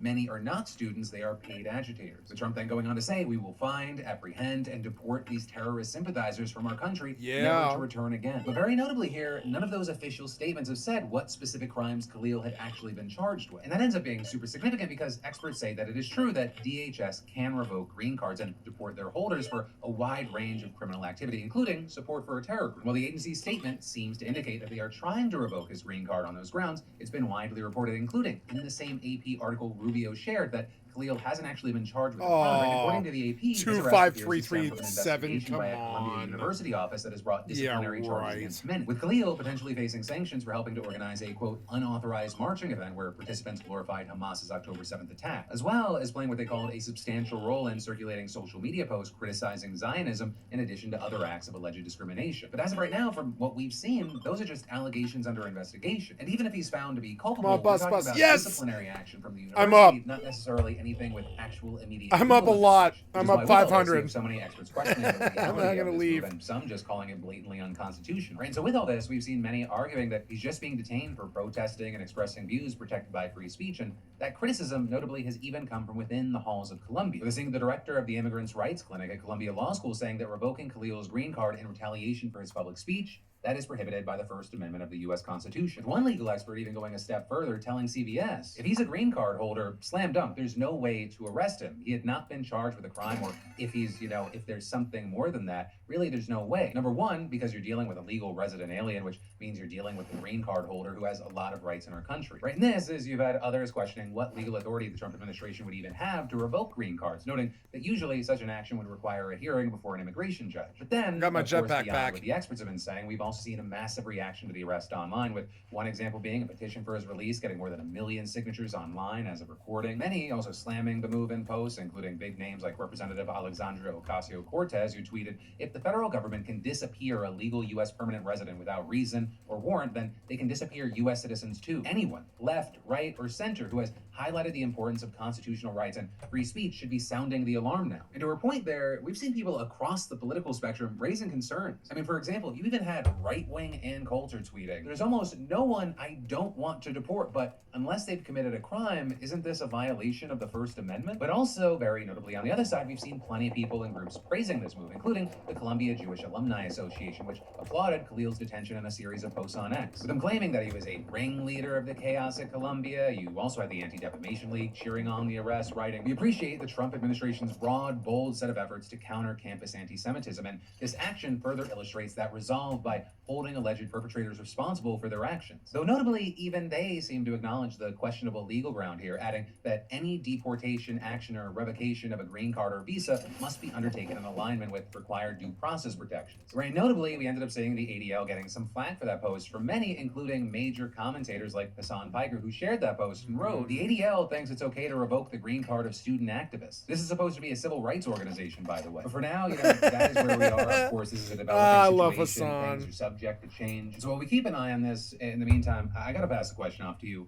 What are your thoughts here? Depending on where you go online, drastically different reactions. We've seen people cheering on the move, horrified by the move. I mean, you've even seen takes with thousands of likes of people blaming Joe Biden for this, saying that he's complicit in what the Trump administration is moving to do today. So any and all takes, any and all reasoning, I'd love to hear from you in those comments. But then, shifting gears to a very different news story today, let's talk about Diddy, Drewski, and Odell Beckham Jr. Because a complaint that was filed by a woman by the name of Ashley Parham back in October has now been amended to include the last two's names. With a suit originally claiming Diddy overheard Ashley tell one of his friends that she believed Diddy was partially responsible for Tupac's murder, but then Diddy allegedly saying she would pay for that comment, and about a month after this incident, that same friend apparently invited Ashley to his home, only for Diddy to then show up with the suit claiming that he and others raped her. And the now amended version of the suit goes into incredibly explicit details about the alleged assault, with page 6 saying they obtained a copy, and in this, Diddy allegedly instructed Drewski to rape Ashley. But before doing so, it's alleged that he doused her with oil and jumped on her, treating it like a slip and slide and knocking the wind out of her. The suit also claiming that during the alleged assault, she heard the defendants refer to someone else who allegedly raped her as Cornelius, and she has reportedly now learned that that was OBJ, with his full name being Odell Cornelius Beckham Jr. And this incident reportedly didn't stop after the alleged assault. Right, according to Variety, Ashley left the apartment carrying a knife that was used to threaten her earlier, and then allegedly stabbed Diddy in the back with it, prompting gunshots to fire. She then fled the scene and allegedly ran into a man pretending to be law enforcement, but was really a Diddy associate. Multiple outlets also said that she reported the incident to the Contra Costa Sheriff's Department, but they gave a statement to USA Today saying the claims they investigated were unfounded, though they did not go into the nature of the report. The outlet also said that she got a rape kit done at a hospital. It killed and reported the me? allegation Are to you Walnut Creek serious? Police during that, though she apparently did not name Diddy. Fine, there. I'll And so fly with all back this, here. I notably, forgot to Diddy eat. previously denied the I had claims no against him, health. and now both example, Drewski and OBJ are doing the same. With Drewski writing, this allegation is a fabricated lie. I wasn't a public figure in 2018. I was broke, living with my mom without any connections to the entertainment industry at the time of this allegation, so the inclusion of my name is truly outlandish. And going on to say, my heart breaks for actual victims of abuse, but I'm fully confident that the evidence will expose this falsehood and the individuals who are maliciously trying to game the legal system to peddle false narratives. And this is OBJ responded to that post by writing, "Boy, I'll tell you what, this world makes absolutely no sense. I am covered by God. He will prevail. I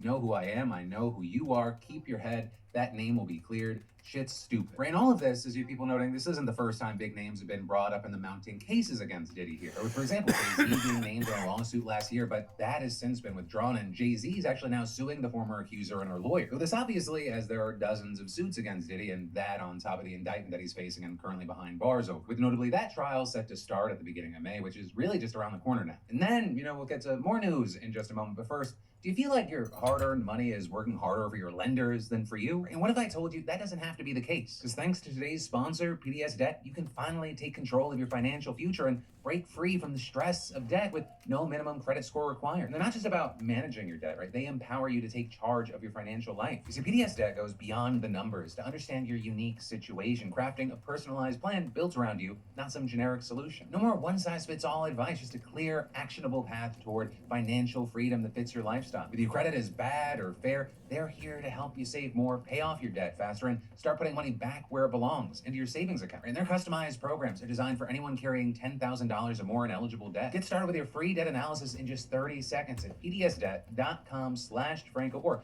scan the QR code to complete your free debt assessment to see what options are available to you. It's pdsdebt.com/DeFranco. Take back your control today. But then, from that next step today, we need to talk about Mark Carney. And that because Canada's Liberal Party just elected the guy to be its new leader. Because Justin Trudeau, the current Prime Minister, resigned as party leader back in January after nearly a decade in office, and notably after becoming deeply unpopular due to a number of issues. With some of the biggest ones being a nationwide housing crisis and the rising cost of living. But after all that, Carney notably won the party election in a landslide, taking more than 85% of the vote, with more than 150,000 people reportedly casting ballots in the race, and now he's expected to be sworn in as Prime Minister sometime this week. Now, one of the things that's a standout here is that Carney has actually never served in elected office. In fact, he'll be only the second Prime Minister in Canadian history without a seat in Parliament, and because of that, he's expected to call an election soon Like after being Trump. sworn in, especially because if not, opposition parties could force one with a no-confidence vote later this month. But really, either way, Carney and his party may benefit from having it as soon as possible, which is actually a wild thing to be saying, because just a few months ago, it seemed almost impossible to imagine any sort of scenario that didn't involve them getting absolutely smacked in the face in the next election. But I mean, back in January when Trudeau resigned, the rival Conservative Party was up by more than 20 points in the polls. But now what we've seen are Liberals riding a wave of national unity sparked by Donald Trump, his tariffs, and his threats to annex the country. And so you've got polls showing the two parties now neck and neck, and as far as support for Carney in particular, in polling, he is reportedly widely viewed as the most trusted federal leader to navigate the current trade crisis because of his extensive economic background. He ran the Bank of Canada from 2008 to 2013, steering the institution through the global financial crisis. And then, in 2013, he became the first non-Brit to head up the Bank of England since its founding in 1694, and in that capacity, he oversaw UK monetary policy through Brexit. But in any case, on the flip side, the popularity of Carney's Conservative Party counterpart, notably,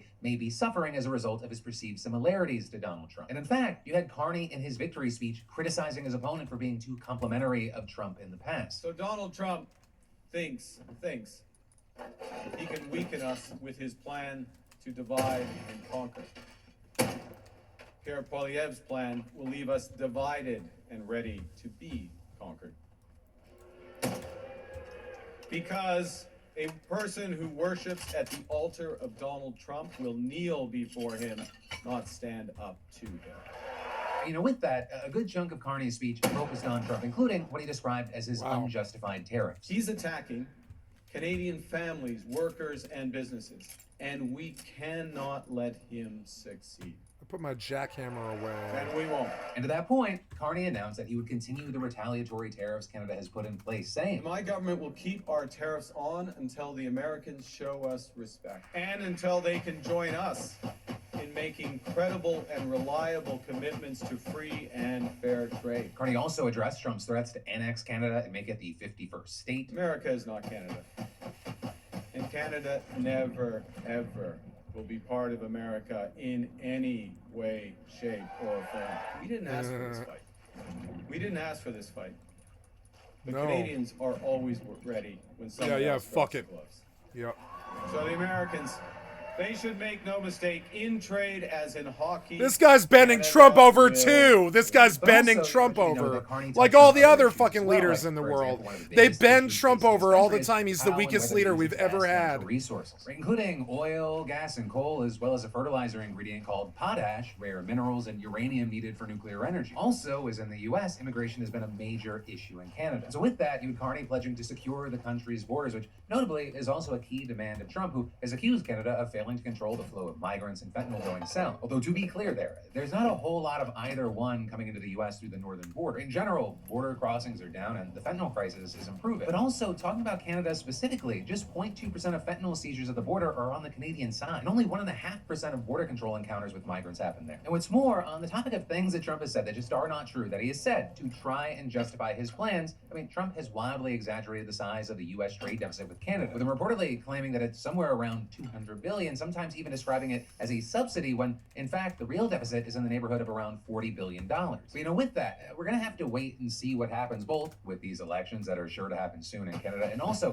how that and other things shape the country's relations with the U.S. from here. But then, next up, in some big international news, we got to talk about some of the worst violence we've seen in Syria in years. Because according to the Syrian Observatory for Human Rights, more than 1,300 people have been killed in Syria over the past several days, including at least 973 civilians. With the group also reporting that the vast majority of civilians killed have been Alawites. Oh, I North sect, an dinged. offshoot of Shia Islam, Nice. making up roughly 10% Oh no, I already of the spent country's it now. population. Right, and notably, the Assad family, who ruled Syria for more than half a century, belonged to the Alawite community. With that meaning, members of the group often ended up dominating the ruling class and the upper ranks of the military. And of course, with that, there is also evidence that Alawite security officers were involved in the atrocity of the Assad regime, including the killing and torturing of thousands of civilians. With then all of that fueling sectarian hatred toward the Alawite community, even those who had nothing to do with any of it. And that brings us back to the events of the past few days, because the killings have largely taken place in the coastal provinces of Tartus and Latakia, the main home to Syria's Alawite community, and also an area once seen as a bastion of support for the Assad movement. Notably, some Assad loyalists there and elsewhere have refused to show arms. Some reports suggest that they're now working for resistance to mountains. In fact, a former high-ranking officer in Assad's army has reportedly announced a new rebellion against the current government,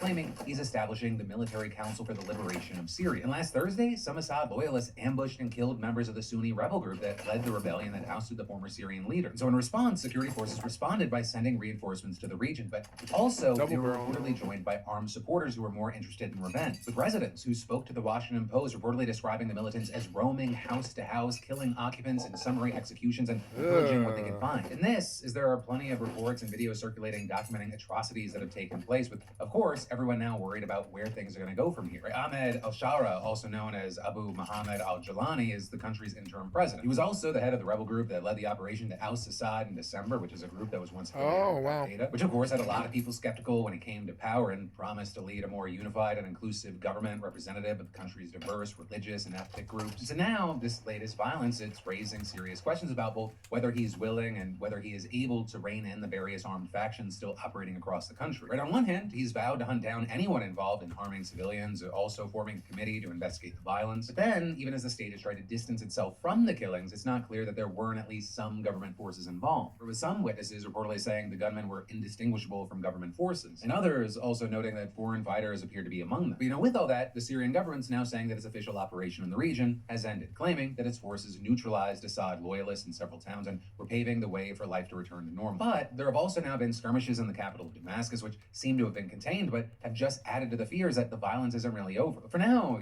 really, we're gonna have to wait to see how this plays out. But then, from that, for your once daily DeFranco recommended good news vitamin of the day, I'd like you to meet Jackie Dennis. You see, she's a special education teacher at Huron High School in New Boston, Michigan. And back in 2020, she was 36 weeks pregnant with her daughter, Mia, when she went into the hospital with a cough, headache, and breathing problems. Turns out, she had COVID and was admitted to the hospital, and a week later, the doctors decided to induce labor, and Mia was with Jackie's help. It took a turn for the worse, right? She developed pneumonia, and her lungs were rapidly deteriorating. And she actually ended up spending a little more than a month on life support before she received a double lung transplant, with the medical director of the lung transplant program at the hospital saying her lungs were completely destroyed by this inflammatory response to the virus, and without the transplant, she would not have been able to be alive. But because of that transplant, Jackie was able to return to work and raise her daughter, and in the years since her surgery, Jackie has always remembered the gift that she was was given and what the cost of that was, saying that she regularly contacts her donor's family. I'm lucky enough to have such a good relationship that I can send pictures of my daughter. I can send pictures of what my students are doing, and I can just show her the impact that her daughter has made on me, and her little sisters get to see that, and that's so beautiful. And so this year, in remembrance and gratitude, Jackie organized a workshop for the students of Huron High to make comfort blankets for the loved ones of organ donors. So they're saying that while many families of donors don't have any contact with the recipient of the donation, these blankets will hopefully help them understand how grateful that recipient is. And when looking at it, this event seems to have impacted the kids participating as much as Jackie herself. With, for example, one of the organizing students saying it meant a lot that so many of her classmates wanted to step in, and adding that Jackie is, quote, a really kind person, and I'm really glad that the whole community of students has stepped up to help her out. And, hopefully this can serve as a small little daily reminder that while the world may feel like it's constantly on fire, there's still so many good people out there. Right? Just looking at this story, yes, Jackie Dennis is a BAMF. Living and after death donors, they are BAMFs. People that care and then do something about it, even if it's just something like making a comfort blanket. You are a BAMF. We exist in this world where it feels like things are just constantly happening and people are saying a bunch of shit, and it's just very easy to forget there are so many people that then do something, whether it be to support another or even save another. But then finally today, let's talk about y'all's comments on that last show and some commentary. Developers. The big standout was just how positive the comment section was, with a lot of the conversation just really centering around the feel-good story. Y'all saying thank you for the story about David and Christina, saying more than any of your good news stories this week, this one hit hard. No victims, no exploitation, just good people being good people. Queen Mimic saying, love the video store story. Autism runs in my family, and I don't think people often understand how damaging routine changes can be. And adding, when my autistic cousin got diagnosed with cancer at age 4, he had a really hard time not being able to go to school anymore, but his teachers did everything they could for it. People who take the time to notice and care are angels. And Victoria is sounding off saying, gotta be real, the story about Dave's video store and Christina had me tearing up. As a neurodivergent person who has set routines, I get how important the video store was to Christina. To see someone go so out of their way just to preserve her sense of stability and comfort speaks volumes to the kind of compassion people are capable of. We should all try to follow Dave's example. True BAMF. But then, separately from that, there was a lot of conversation around Trump, Trudeau, all that mess. Believer saying, the irony of Trump saying Trudeau using terrorists for political gain is astounding. Which I'll add, I saw someone saying it's kind of amazing how liberals in Canada have created this fake crisis, and I was like, what are you talking about? The tariff situation, all the talk about annexing Canada, that came from Trump. Now, separate from that, I think you could debate about what's been more effective of liberals in Canada taking advantage of the situation for political gain, as we've seen them gaining in the polls, or for the Conservatives in Canada prior to all the annexation talk, them kind of lining themselves up as a MAGA maple, that being them shooting themselves in the foot, that can be debated. But to say that Trudeau is using the tariff situation for political gain as if he was the perpetrator of it it's just such a weird warped view. Or as the argument, if you were a real leader of Canada, you just lay down and take it. Also with the situation, you had Madison saying, as a Canadian, I laughed out loud when you said Trump suggested Trudeau is using the trade war to run for prime minister again. That's just not how it works here. An artificer saying, thank you for understanding the parliamentary system. So many Americans do not get it or make jokes about not getting it, so I appreciate that you're reporting this straight across and with respect. But that, my friends, you beautiful bastards, is the end of your Monday dive into the news. So I do have 2 quick reminders for you. 1, make sure to get in on that mini March Beautiful Bastard drop, link in the description. Do not miss out, you deserve it. And 2,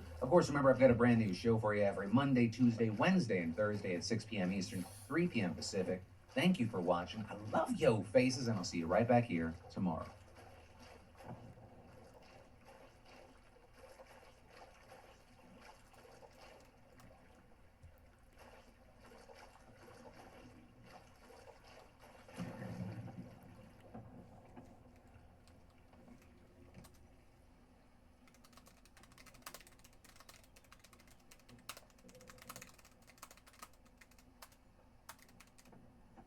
Another message back, ladies and gentlemen. Apparently so. Now, ladies and gents, you know that I love talking about computer hacking, cybersecurity, that kind of stuff. And Anonymous is one of those spooky names that people who don't really know anything about computers and the internet culture are typically...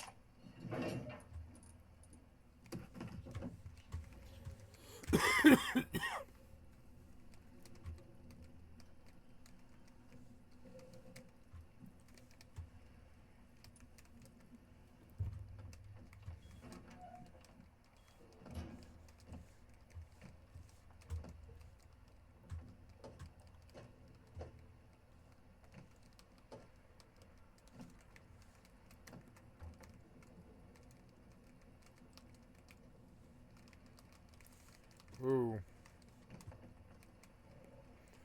This server is experiencing some issues. I think I'm gonna go for flight to go throw grenades or whatever.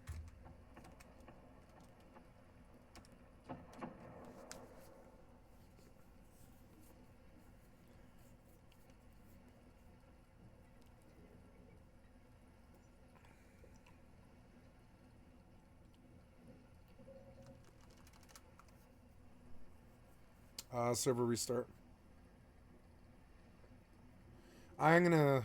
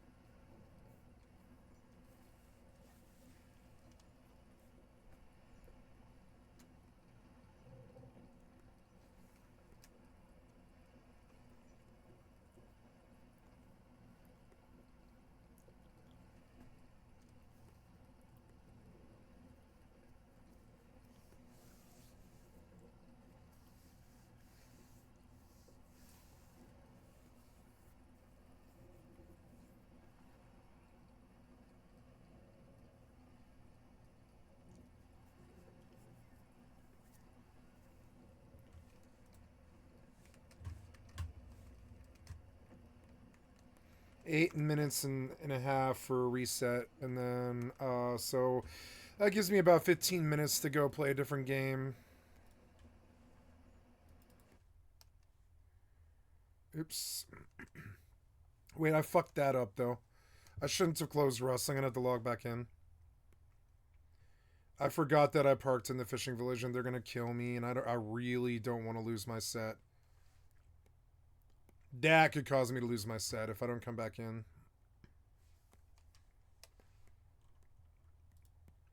Scared by, right? It's when you watch your favorite news organization and they talk about the scary hacker known as 4chan, and then you have to explain to them that, no, 4chan the website, grandmother. Well, let's get you back home.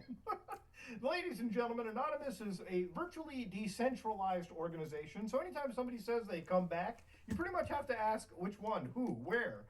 This is not supposed to be an organization with a set leadership. In fact, anybody can claim that they're anonymous. I can put on a Guy Fawkes mask and pretend to be anonymous. We are anonymous. We are region. Forgive and forget. Expecto patronum. And yeah, that's your typical anonymous lad right there.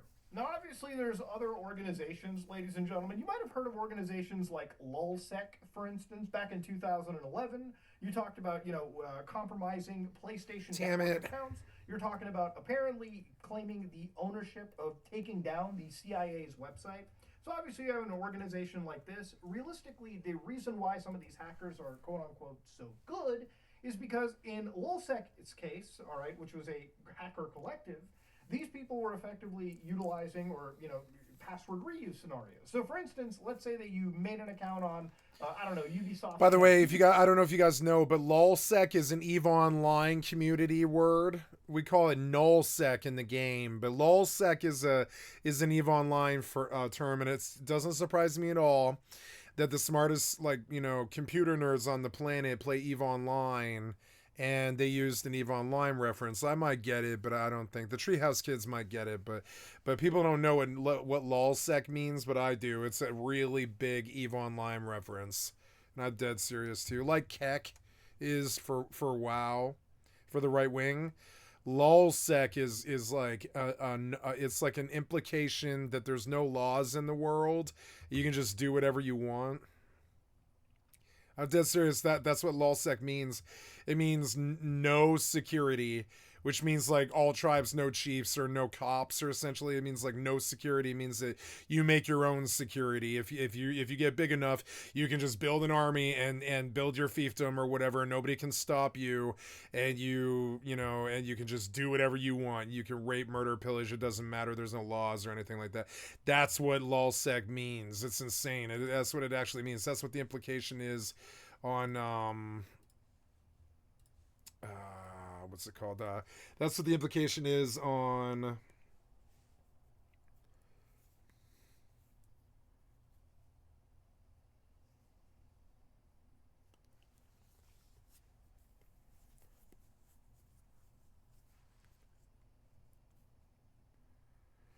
I've forgotten. I didn't move my fishing village boat, and I need to.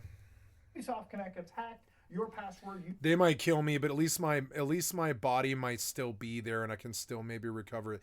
If the server reset happens,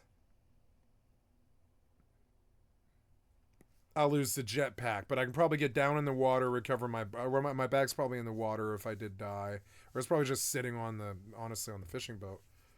Yeah, the bag won't go anywhere if they kill me. I doubt, you know.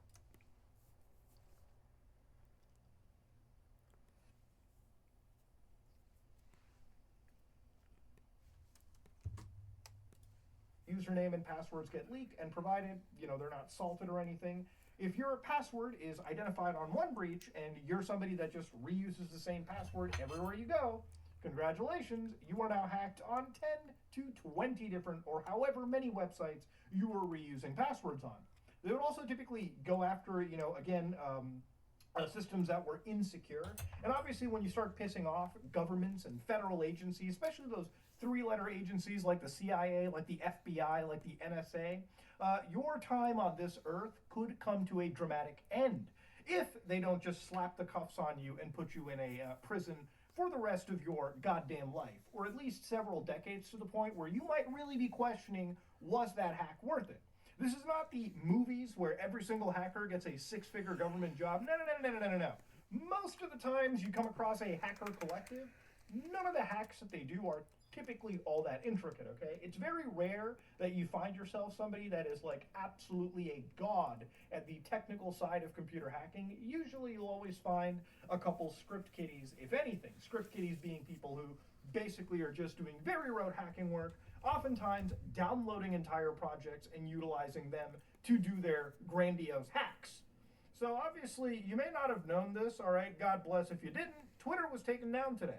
And apparently, according to the big man who owns it, Elon Musk, there still is a massive cyber. Good. Yeah, fuck Twitter. So I don't care about Twitter. Every day, which is not they get attacked every day. Wow. Nearly every large service gets an attack every day. This was done with a lot of resources. Either a large, coordinated group or a country. A country. And then, of course, you get the ominous tracing. So, this moment in time, I'm sitting there, I'm like, whoa, this site got taken down? God damn. But apparently there were people... You might be seeing shadows and the riddles in the dark, Elon. What if it's just like 10 people who are really a lot better than you? What do you know who it is? Making assumptions. You think this is a large group or government?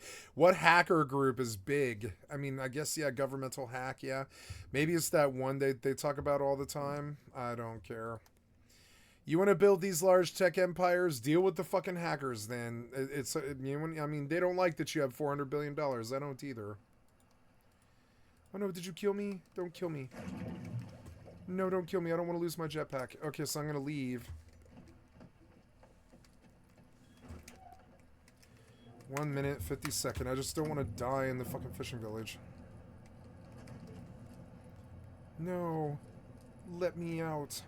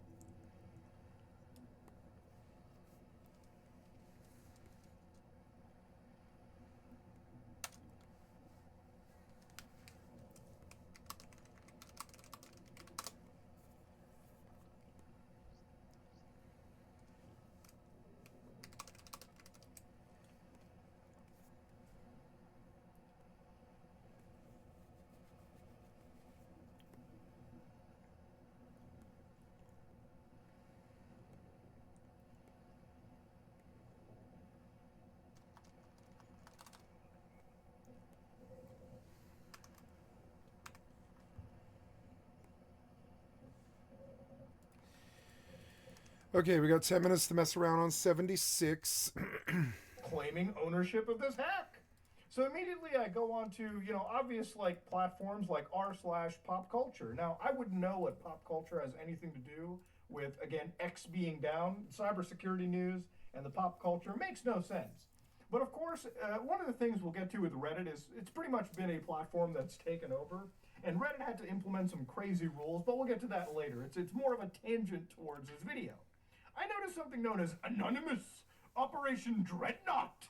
So this was kind of floating around. I think I saw it on like Asmongold's Reddit too, just like basically people making this like weird claim that this anonymous organization was behind it. So I wanted to actually do some real research and see what this group really was. So surprisingly, they have a website known as opdreadnought.com. Now, Operation Dreadnought, we are here to fight against the fascism. I think we gotta. Let me just do a quick little Google search for you. That's the actual spelling right there. FASCIS. It's just that easy. That has taken root in America. The party, the Republican Party, MAGA, Trump, and Musk are imbeciles who are drunk on power and get off on trampling down others. The American people are suffering for it. The world is suffering for it. There are some of the worst people on the planet hell-bent on destroying it and everyone on Earth. So, yeah, this is anonymous, and obviously, let's not pretend they're obviously not on the right side of they're not on the right-wing side of they're on the left-wing side, okay? Yeah. All right, again, I don't want the comment section of my turf war. I'm a cybersecurity guy.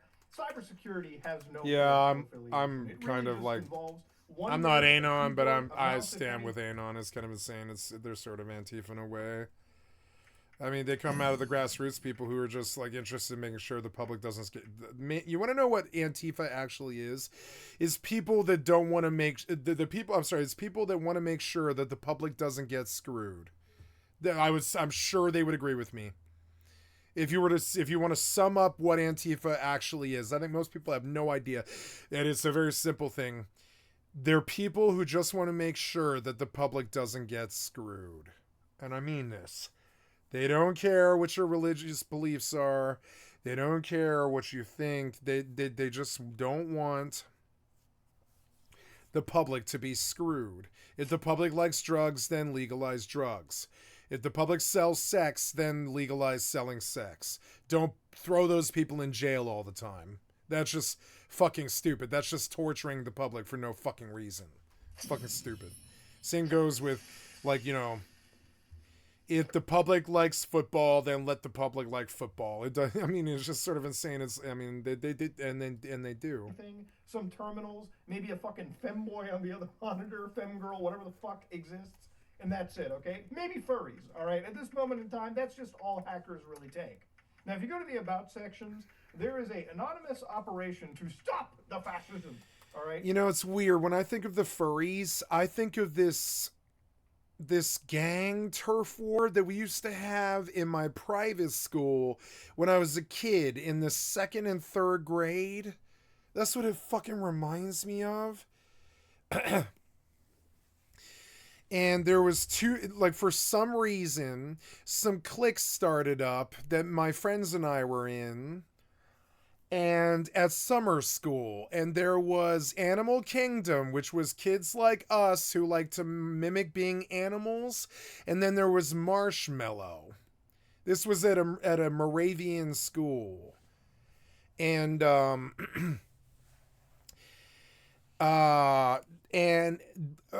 Animal Kingdom versus Marshmallow, and I didn't name. Well, I was kind of part of the Animal Kingdom thing, but I didn't come up with the Animal Kingdom thing. I think that was my friend Neha. I think Neha did that. I don't remember.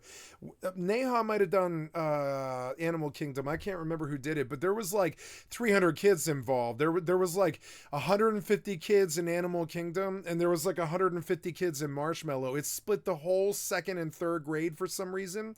There was like for some reason anamorphism took over, except Marshmallow didn't like manamorphism, and they thought kids that dressed up well, not dressed up, but acted like animals were dumb.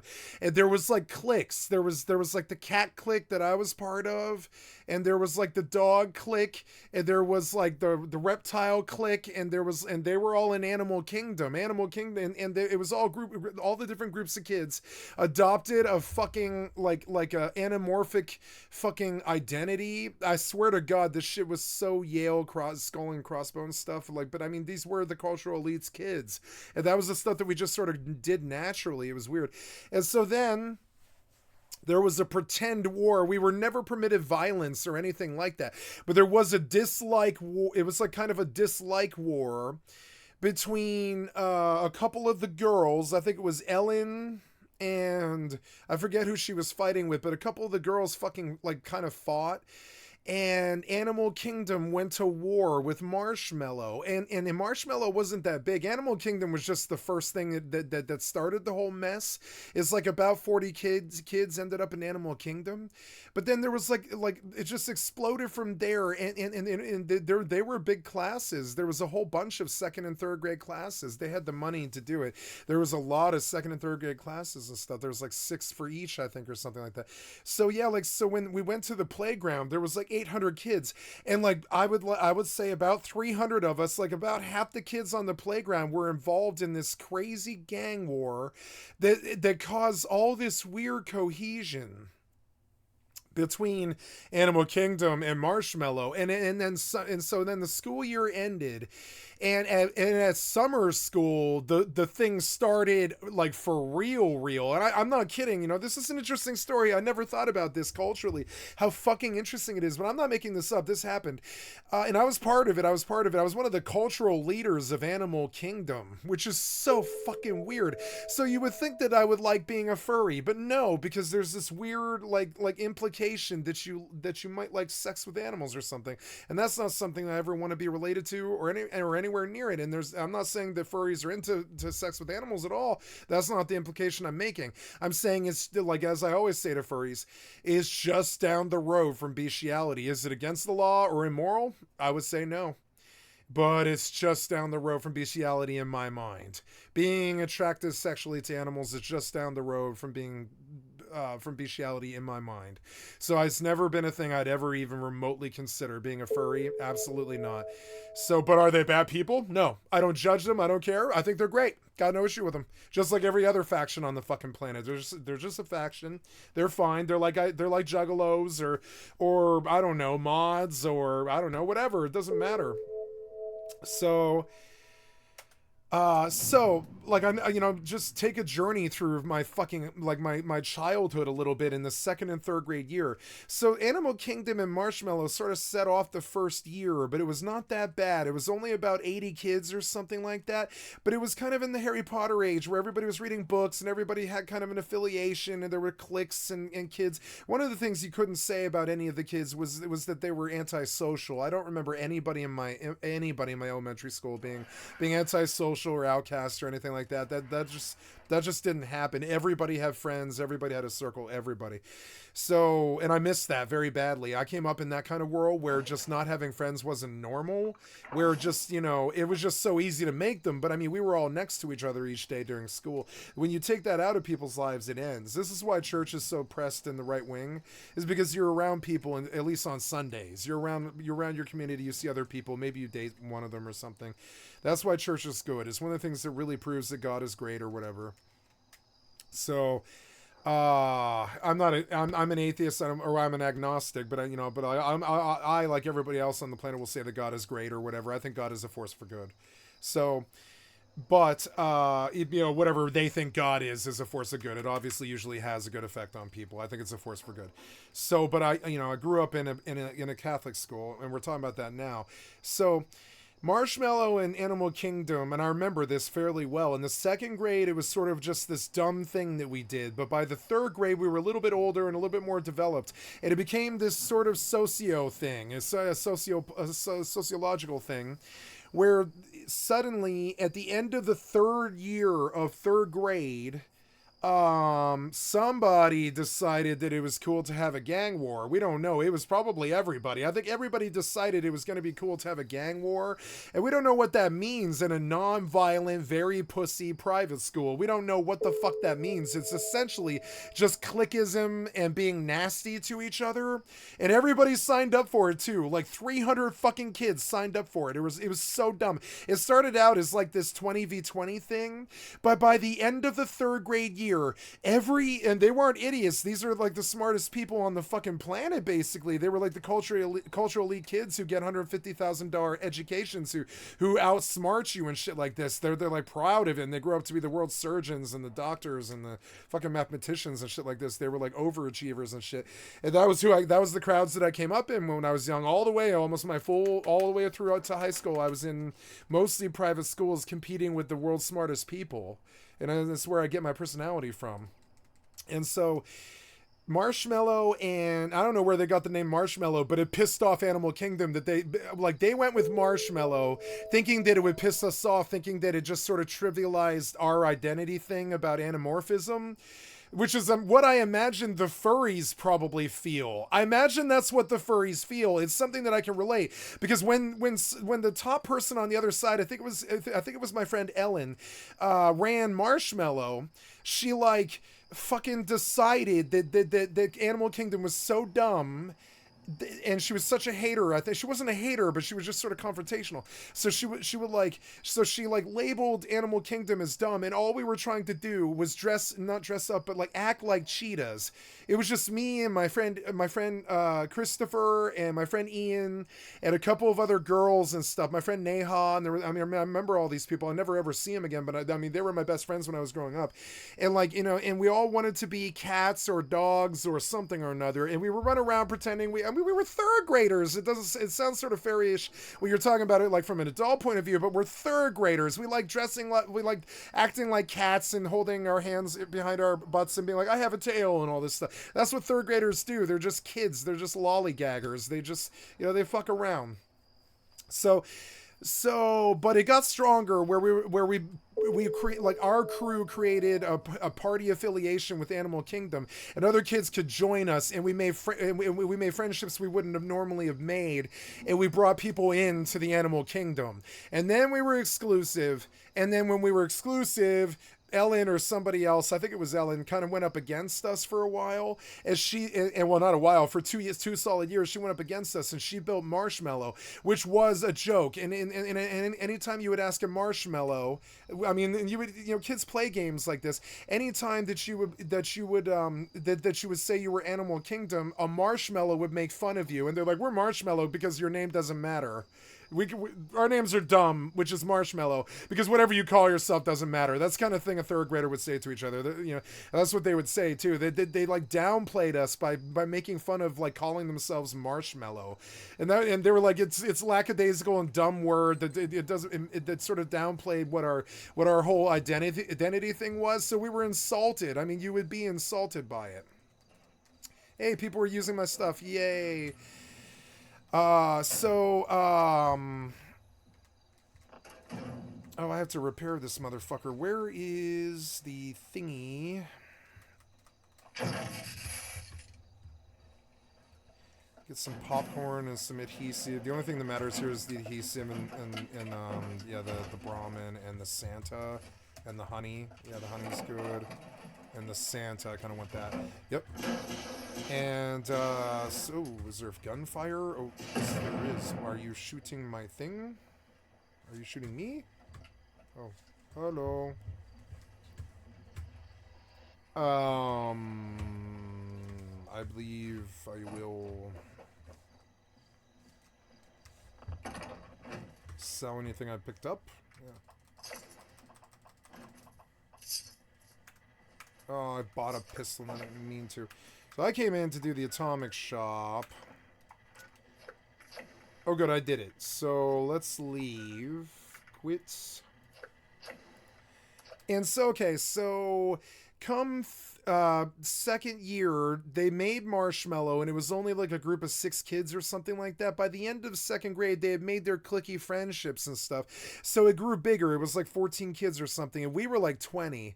And then, so by the beginning of summer, I'm sorry, by the beginning of the school year in my third grade, it had become like this turf thing where there was like 20 kids in Animal Kingdom and like 16 kids in Marshmallow or something like that. At least that's how I remember it. And then it swelled. And then there was the party affiliation line. And then suddenly it was like, it was all Marshmallow and it was all fucking Animal Kingdom, one or the other. And if you went to my school, you would understand. If you didn't, you wouldn't. So, and it grew bigger, and by the end, we were having like not fist fights, but we were having like these things where like Animal Kingdom would take over under the Jungle Gym. Animal Kingdom owned that, and if you wanted to come be with Animal Kingdom, you could just come there and be with Animal Kingdom. And the clickier ones like me and Christopher would remain under the Jungle Gym for the entire recess. And like, under the Jungle Gym became Animal Kingdom, so Marshmallow took over the monkey bars. We love the monkey bars, so that pissed us off. But I mean, we took over the Jungle Gym, so I sort of get it. I get it. They took over the monkey bars. It was so annoying. So then, like, this gang war starts essentially, and it came to a fucking like a boiling thing. Where so throughout third grade year, Animal Kingdom and Marshmallow grew bigger over like the grades, and by the end of it, between the first and the fourth grade, and we were the ones who started in the second grade. My friends started this. It was insane. I remember who did it. It was like me and Christopher and Ian and Neha, and I forget all the names of all the other kids. There was like a bunch of them, but those were my best friends in there. But we were in the core center of Animal Kingdom, and so I get the anamorphism thing from a kid's standpoint, from a kid's play standpoint, but I don't get the furry thing as an adult. Sort of, I get that as a third grader, but I don't as an adult. Now, so at the end of the third grade, there was like a gang war. And Neha wasn't in Animal Kingdom. Neha was in Marshmallow, and I had a thing with Neha where I shoved her off the curb. And I was doing this just because we were like cross faction, but she kind of busted her kneecap though, which fucking sucks. She had to go to the doctor, and she forgave me the next day. She was like, "No, it's okay. You just shoved me. I wasn't ready for it." And I was like, "I'm sorry. I'm so sorry." I was like, "I'm so sorry." She was my best friend. And so this caused a terrible rift in Marshmallow and Animal Kingdom, though. And that was at the end of third grade year. She was out of school for like I don't know, I think it was like 3 or 4 days or something like that. But that was kind of fucked up. I felt so guilty for like a week. I was like laid out and wrecked.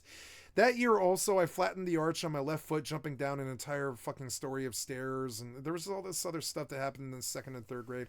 But anyways, the Animal Kingdom Marshmallow thing goes on until the end of the third grade, and they all throw us into summer camp, and we live in these bunkers full of kids, and like, and they send us to this huge gym. There's like a gym in the center of the complex, and there's like a basketball court there, and they have like a state fair in the summer, and they like, and they have a lake that they teach ecology classes at.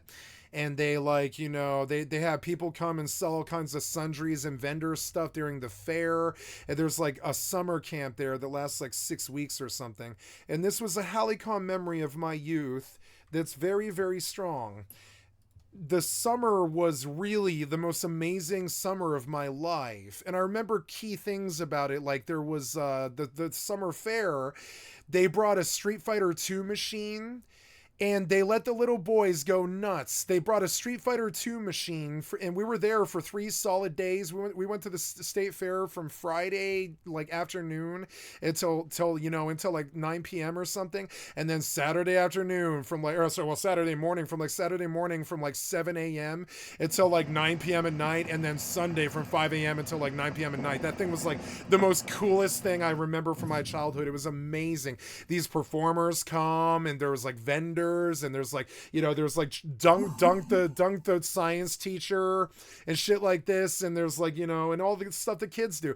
And I remember a very Helicon memory of my youth. My friend Christopher and I were nuts for Street Fighter, enough to steal quarters from our fathers and get in trouble and stuff like this. We were nuts for Street Fighter. We thought it was the greatest thing in the world. So they brought this Street Fighter machine, and they just unlocked it, and they didn't charge any money. And so for all 3 days of the science fair, I just dominated every kid in the fucking school at Street Fighter, because I was better. I was just better. I've always been better.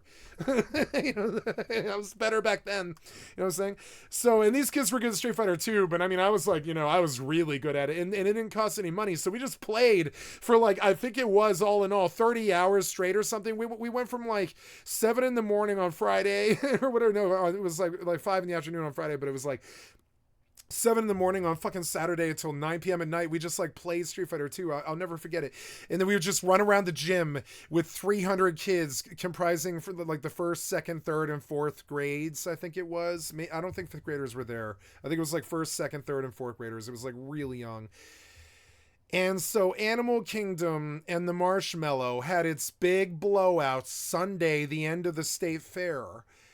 They turned off the lights in the fucking basketball the basketball court and down the hallways, and they turned on these low lights, and they let us run around in there at like 5 p.m. or something like that for like 4 hours, and they let us crawl underneath the bleachers, and they just let us go nuts. They packed like fucking 400 kids in an entire complex connected to a basketball court, and they put teachers at every door so nobody could leave, and they just let us go nuts. They didn't tell us what to do. They didn't tell us we couldn't do anything. They just gave us the entire fucking complex to just go nuts. So Marshmallow and Animal Kingdom, they group up in the fucking basketball court, and they separate from side of the room to the side of the fucking room, and they go under the bleachers on both sides. And like there's this like screaming at each other, and we're running through and yelling and running from each other, and nobody's throwing a fist or any violence or anything like this, because you're gonna get suspended and or full-blown expelled or something like that. The kids weren't like that. We were like little Christian kids, we just weren't like that. We like so nobody's harming each other, but we are mad at each other. We're about as mad as we can get. And at the end of the summer, I remember at the end of the summer on Sunday night, they announced that anybody identifying as Animal Kingdom or Marshmallow would be in trouble if they continued to do so, and they would have to see the teachers. And then the beginning of the next year, I believe it was the 4th grade year, they announced over the fucking intercom that you couldn't identify as Marshmallow or Animal Kingdom any longer because it was tearing the school apart. I'm not kidding. The 4th grade year, day 1, I'll never forget it. I don't remember the name of the teacher, but I remember the fucking intercom very clearly. They were like, if you identify as Marshmallow or Animal Kingdom, you will get in trouble and go to the principal's office. You cannot do this anymore. You will not side as factions and fight each other anymore. Because there was like kids getting close to getting in fistfights at that point. It was like constant scruffles and constant going to the teacher and constant yelling and narking each other out and all this. The teachers just like had a rebellion, and they went to the principal and they were like, you have to stop this. And so he did. He was like, you cannot identify as much as Marshmallow or Animal Kingdom any longer. It had grown too long. We've come to understand that there is like 150 versus 150 kid brawl happening in the summer and all this at the science fair and all this. And it's just insane. We can't have we can't have this. We have to shut it all down. We cannot have you affiliating and having a gang war with each other. And they made that against the rules, which was insane. That was the first time that ever happened in my life. Another time it happened was in the 8th grade, not much later, like 3 or 4 years later. We were Magic the Gathering card fiends who were like running like essentially what I would call, like what the school called, a gambling ring, because we were dealing with cards that were between $300 to $400 to up to sometimes $3,000 or something like that. So you would go to the library after Mira Catalina school, and there'd be like 15 to 30 like Magic the Gathering nerds all sitting there in big circle chairs and stuff, because they had good tables with circle chairs that the kids could do their homework on and stuff. And so we would do these crazy Magic matches, sometimes big dragon ones and all this and everything really nuts. But we were all playing for ante. There was the poor kids versus the rich kids, because there was like these like poor Vietnamese and Cambodian and sort of like, you know, like kids who didn't necessarily have the same sort of resources as we did, but they were good at Magic, right? So they would win all of their decks by playing ante, and that swayed the whole entire fucking schoolyard into gambling sort of anti-Magic the Gathering. And I must have robbed kids for I knew my deck. I praised it constantly. My deck was worth like 10,400 when I lost it. It was worth like 10,400. I had a Jester's mask that I had my best card was a dark edition Jester's mask that had never been touched, that was like, well, it had been touched but hadn't been ever used, and it was in perfect condition, and it was sealed up in a plastic case. It had only ever left the wrapper and then gone into a plastic case and shit. And I won this off a kid in ante, and I took his best card, that fucking Jester's mask. And when I went to look at the appraisal and I asked the card store, I was like, how much is this worth? And they're like, yeah, that thing is in a plastic case for a reason. It's like $360. And I was like, oh, okay.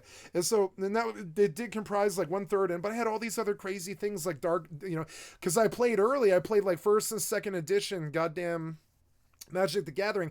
My cards were worth so much money. My father threw away my collection one day in a move. When we were moving, he used as an excuse to break my Magic the Gathering addiction because he hated it. So he just fucking threw my collection away. And I was like, you fucking moron. I think I said that to his face. I was like, you fucking moron. That should, well, he didn't tell me, but I was like, I was so angry at him. I stopped loving him after that. I was like, you know, that deck, it was worth like $10,000. You should have asked me. You shouldn't have just thrown the box away. It was all my Super Nintendo games, all of my Magic the Gathering, and all of my Ghostbusters. It was like, what the fuck? It was worth so much. I could have got my family out of poverty later on in life with it. No, he fucking threw it away. He went looking for the box, he found it, and he threw it away. You couldn't tell me anything. It went missing, and I was like, no, I know that box was there. I checked it so many times. It was my most prized possession. I knew it was there. You ever had that moment where you're like, nope, some monkey took my shit? And I was like, nah, some monkey took my shit. It was not the fucking movers. It was not the movers. I went to check that box many times throughout the move. That box was there, and then when we got there, it was gone. He could tell I was checking it, and he knew how much I cared, and he took that box and he threw it away to teach me a fucking lesson. I hated him afterwards. I hated him. I still hate him sort of over that. He was such an asshole. So anyways, so later on in life, that was the first time that I kind of like caused like a terrible gang war thing, and then I was partially like responsible for that, and then I was also partially responsible for getting busted for being in a gambling ring. I was partially responsible for that, and I was suspended for 3 days. I was suspended for 3 days in the 8th grade because I was it was the 6th grade. I think it was the 6th grade. It was, it was the 6th grade. We got suspended in the 6th grade for running a gambling ring at the library after school because the library complained. This fist fight started out because there was like fucking $1,500 worth of cards proven stolen. It was just proven stolen. The parents came and they picked up the kids and they were like getting in fist fights in the fucking parking lot with each other because the kids were like, Danny stole my Send Your Vampire or whatever it was. It was so stupid. Danny stole my cards or whatever. It was so stupid. And the parents were getting like almost fist fights in the parking lot because they're like, your kid stole $400 worth of Magic the Gathering cards from my son. And the other parents was like, prove it, you know? And so the library had to complain to the school, and the school had to punish the ring that was running the goddamn anti-ring. And so 8 of us got suspended for 3 days, and I was one of them. I was running the anti-ring. I made so many cards off that ring. I was running the anti-ring and I got suspended for school after it. I wasn't running it. I was just part of the inner circle of the 8 kids who ran the organization, essentially. And so the library narked on us. They were like, we know their names. And then they told the teachers and the principal and shit, because they were like, why are the parents getting in fistfights at the library after school? And it's because we had a Magic the Gathering gambling ring. And when one of us would steal, it would cause like either a fistfight among the kids or it would cause a fist fight among the parents. And so eventually they just busted the ring. They busted the ring and they suspended me for 3 days. That was another time where I kind of caused a thing that affected like more than 40 people or something like that. It busted the ring and we couldn't do the thing that we love to do most in the world, which was hang out after school and play Magic the Gathering until 7 p.m. when, you know, we're all latchkey kids or whatever. Our parents are all rich, so they're all working way too much. And so then, you know, we were like latchkey kids basically. So we play Magic the Gathering after school until like 7 p.m. or whatever. until the library closes and they pick us up. And like, it was our favorite thing in the fucking world to do, but none of us could prevent each other from stealing. I remember stealing. I think they all probably stole. They all stole. The cards would go missing constantly. I would like count my deck and like I would feverishly look through my deck afterwards, making sure that some nerd didn't steal my shit. I got very good at that very young, you know. I did pretty well in the Magic scenes. And so that's my Marshmallow Animal Kingdom thing. And so when I think of the furries, I think of the Animal Kingdom, and how I think that's cool for third graders to do. Except we got busted. Our ring got busted. Animal Kingdom got dissolved by the parents and the teachers and the PTA and the principal. They were like, something happened where something happened with the first, second, third, and fourth graders, where they've all chose a side under some dumbass banner and are just fighting each other now. And they had to put an end to it. At the beginning of the fourth grade year, they were like, you will go to the principal's office and possibly be suspended if you publicly identify as Animal Kingdom or Marshmallow. And I'm dead serious. It was that jokey. That's why we were all laughing our fucking asses off when they said Animal Kingdom and Marshmallow. You could hear the whole school giggling, just giggling, like just laughing. Because it's like hearing a principal say Animal Kingdom and Marshmallow is so fucking funny. It actually really is. I could do a movie about this, you know, if I you know, but I mean, child actors are probably horrible. I don't want to deal with child actors, but I would love to do a movie about the Animal Kingdom versus Marshmallow. Write a book about it. Animal Kingdom versus Marshmallow. I think I could write a pretty good book about this. Animal Kingdom versus Marshmallow. That would be such a good book. It just tell, like, you know, really Hallie-Con's story of youth, because that stuff happened. I mean, and I would like to talk to the kids who were there, because I'm not making this up. There was like about 300 of us or something like that. And I would like to talk to some of this, like my friend Neha. I would like to talk to some of those kids who were there, who experienced the Animal Kingdom versus Marshmallow thing, because it did happen. It was real. It was a thing that lasted like 2.5 years or something, and it ended with a threat. It was insane. They were like, if you continue to do this, we will suspend you. I was like, oh my god, all right, fine. And so we had to break Animal Kingdom at the day one, fourth grade year. We no longer had Gryffindor versus Slytherin anymore. You always wonder where J.K. Rowling got the idea for Harry Potter. It doesn't surprise me at all. I had a Harry Potter thing in the real life and shit. We had Animal Kingdom versus Marshmallow, bitch. Animal Kingdom versus Marshmallow. It sounds dumb, but I mean, I'm not making it up, am I? I couldn't have made this up on the spot. This shit happened. We damn near got suspended from school for building a gang in a private school that costs $150,000 a year. I mean, I don't know why that happened. It just did. I've been getting in trouble all of my fucking life. It's so fucking annoying. It's not like I go looking for it. They just come and interfere when we do harmless stuff. It's like getting high or whatever. They just come and interfere with me all the fucking time. It's so annoying. They can't stand where people actually have fun. It was so fun being in fucking Animal Kingdom. It was like this huge unit of like by the end of the fourth grade year, the end of the third grade year, and into the summer and into the fucking summer school that we all went to. It was like the funnest thing I could think of. We had this gang affiliation, and we're really tight, and we back each other, and the girls liked us and stuff. It was just like there was like complete unity. It was the greatest thing I can think of. There was no dispute except for fuck Marshmallow, you know. It's the most unity I've ever had in my life. Third grade party club, you know, or whatever. Third grade joke club. In the sidebar, there are links to groups and people that are enabling this. We need to disrupt these groups. Everything's kids games. You might think it's like these dudes that like, you might think it's like that image in War Games where they show all those nuclear missiles firing off and everything and terrifying the shit out of the fucking audience and all this stuff. They're like, oh no, they launched nukes and all this stuff.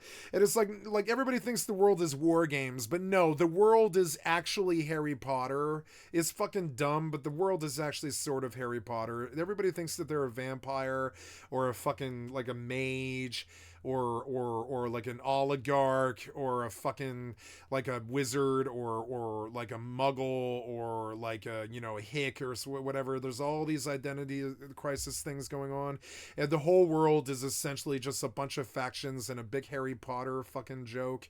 It's sort of dumb. It's not these guys with their fingers on the buttons, even though they act all official and they dress up with their suits and everything. It's all little gang things. It's all Marshmallow versus Animal Kingdom. Not their hatred. So, okay, let's look at Marshmallow was such an, and you know, I love the name Marshmallow in the end. I thought it was actually such a good name. Now I hated it. I hated Marshmallow. I hated them more than almost anything else in my life. I still hate Marshmallow. I hate Marshmallow. Fuck Marshmallow. They're the worst shitheads ever. Fuck Marshmallow. I can't stand Marshmallow. Like I hate Marshmallow. It's still really deep in me. It's ingrained in me deep. But it's a fake club of third graders. But I can't stand Marshmallow. Fuck Marshmallow. Fuck them in their stupid asses. I still feel this way, and I'm 45. That shit happened when I was 7 or whatever, but I still feel this way. Fuck Marshmallow. Fuck Marshmallow. I really feel this way. It's weird. That faction shit, it was so dumb in the 3rd grade, and it's dumb now. I still feel this way. I'm sure they do too. I'm sure Marshmallow hates Animal Kingdom just as much 37 years later. I guarantee it they do. If I were to go back and do a social experiment and dig up the Animal Kingdom versus Marshmallow thing and do a movie about it or whatever, or like a documentary, and I talk to my old alumni or whatever, and they're like, oh yeah, I remember, and I know they will. They'll be like, oh yeah, the Marshmallow thing. Yeah, that thing was so dumb. They're going to be like, that thing was so dumb. It took up like 2.5 years of our lives, and it ended with being threatened with suspended and being busted up by the parents and shit. They're gonna remember it. They're gonna be like, fuck Animal Kingdom too. They're gonna be like, they're gonna be like, Ellen will be like, if I talk to Ellen ever again, she'll be like, fuck Animal Kingdom. I know she will be. And I'll be like, nah, fuck Marshmallow. Fuck Marshmallow. What is that stupid Hatfield McCoy shit that humans do? It's like you pick a side and you're just like, I'm on the side. It makes unity and I like all these people on my side. It's dog pack mentality shit. It's so stupid. I'm on a side. I picked a side. I'm in a big pack of fools.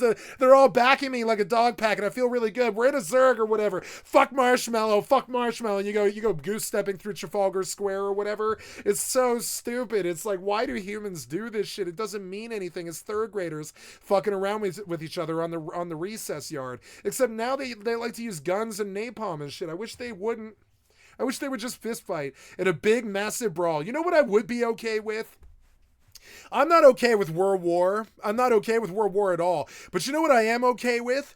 About 100,000 Americans going up against about 100,000 Russians in the biggest clobbering time match you've ever fucking seen on some place like the Hawaiian Islands or whatever, someplace in between or something, right? Let's meet at Hawaii, at Honolulu, and we'll fight at Honolulu. No guns, no missiles, no nukes, nothing. If we got some grievances with some Russians, right? And everybody meets up and there's no guns, no nukes, nothing, and we all just fist fight in a big 100,000 versus 100,000 brawl. All the people that really do dislike that other entity or whatever, they all show up and they're like, we want to settle our differences or whatever. That's what I want. I mean, they used to call that war, and I think it sort of used to be like with swords, and it used to be a lot more honorable. Modern war is for effets. It's for losers. Modern war is bombs on your parents' house, you know? Bombs on your mother's house. But like, you know, war used to be kind of cool. It would be like, all right, we don't like these motherfuckers. It's obvious we can't stand each other. We've got to come out and do something about it and reach our closure. So then we would stack up in a big old line like the Civil War or whatever, and we go have a dispute about our differences. There was still honor about it back then. Not anymore. Now it's like drop your bombs on Saddam's mother's house and call it a victory against Saddam. It's not like that. Online OPSEC, okay? Make sure you look at these websites to say anonymous. All right, so they give you the EFF, Practical Privacy, Anonymous Planet. So let's go to protesting. So again, with protesting, I think this is hyperbole, and I don't want to pay attention to it. I'm terribly sorry. I believe this is entirely manufactured for his benefit, and I think he totally took the bait, and I'm not going to engage in this. Let's look at Taco Bell sliders. I had a slider, I think, recently, and I thought it was amazing. This is Running on Empty. Running on Empty. Food review. You're so odd, Mortimer. I'm just going to call you Mortimer. I don't know how you wouldn't be named Mortimer. You really seem like a Mortimer. Remember that guy Mortismo Gaming? I'm sure he's Mortimer too. They're all Mortimer. They're all anal. They all have hair gel. They all have bad parts in their hair, and they all have names like Mortimer. Their father is absolutely that guy in 6 Feet Under or whatever, the guy who owns the the mortuary. His father owns the mortuary, so he wears suits all the time, and his life is a lot like that movie Rushmore.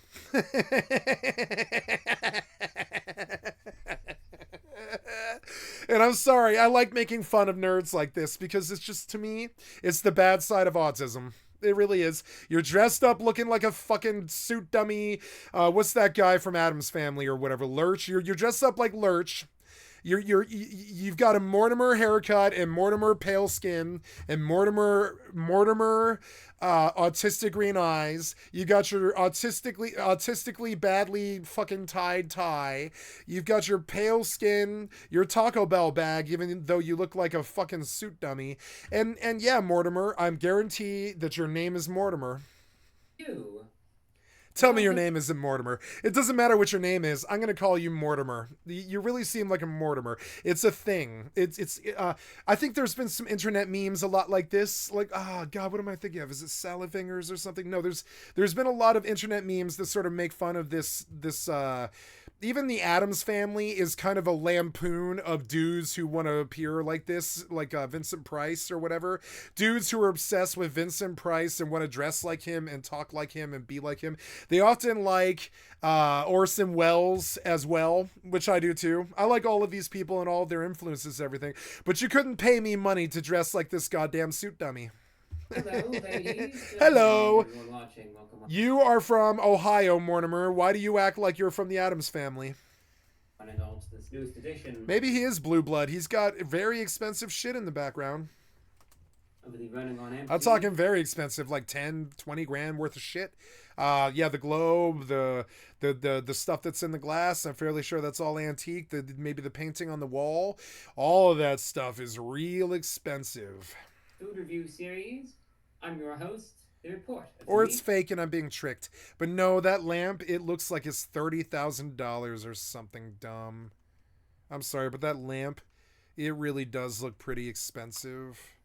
Thank you for checking in. I think that's the point. It's like this weird dog whistle for rich douchebags. I know because I was raised nouveau riche. So it's like this dog whistle for people like me, that fucking lamp. That lamp is probably 25 grand.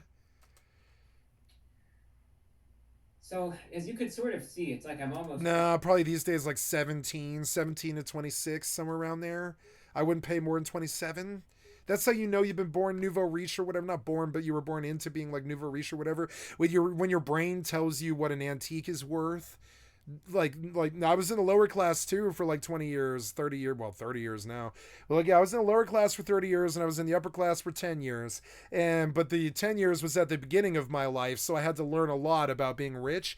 And one of the things I learned is how expensive the antiques are around me because my parents fucking dragged me around to antique dealers and antique auctions every weekend for the entirety of my childhood. And so I learned what every single goddamn antique was worth or what the ballpark was or something, and I know an antique when I see one. Yeah, that antique lamp is... I'm going to say starters, $3,800. A good deal would be $12,700. And you're looking at, in a good auction, $27,500. Something like that fucking lamp. And that is not girl repellent. That is the opposite of girl repellent. Anybody who wants to be nouveau riche, who has like expensive taste, they can see the lamp and know immediately that this man is not fucking around. You can tell by his retarded hair part. Trying to talk over the bag to reach you, right? You know, I really like this guy because in the way.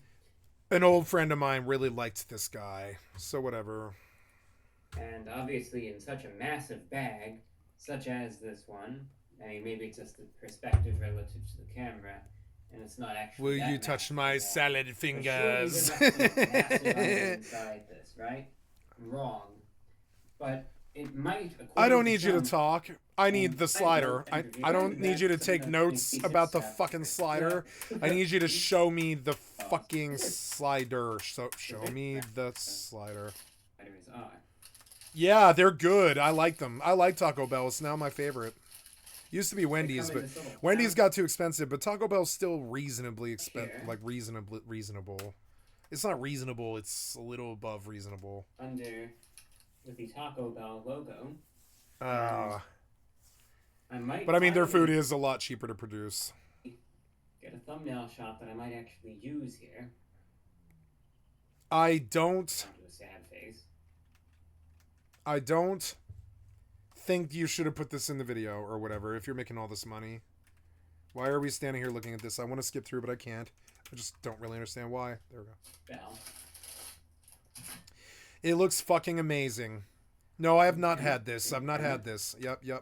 I don't want to watch him eat it. I just want to see him bite it. There it is. Okay, it looks good. I'm sold. Looks amazing.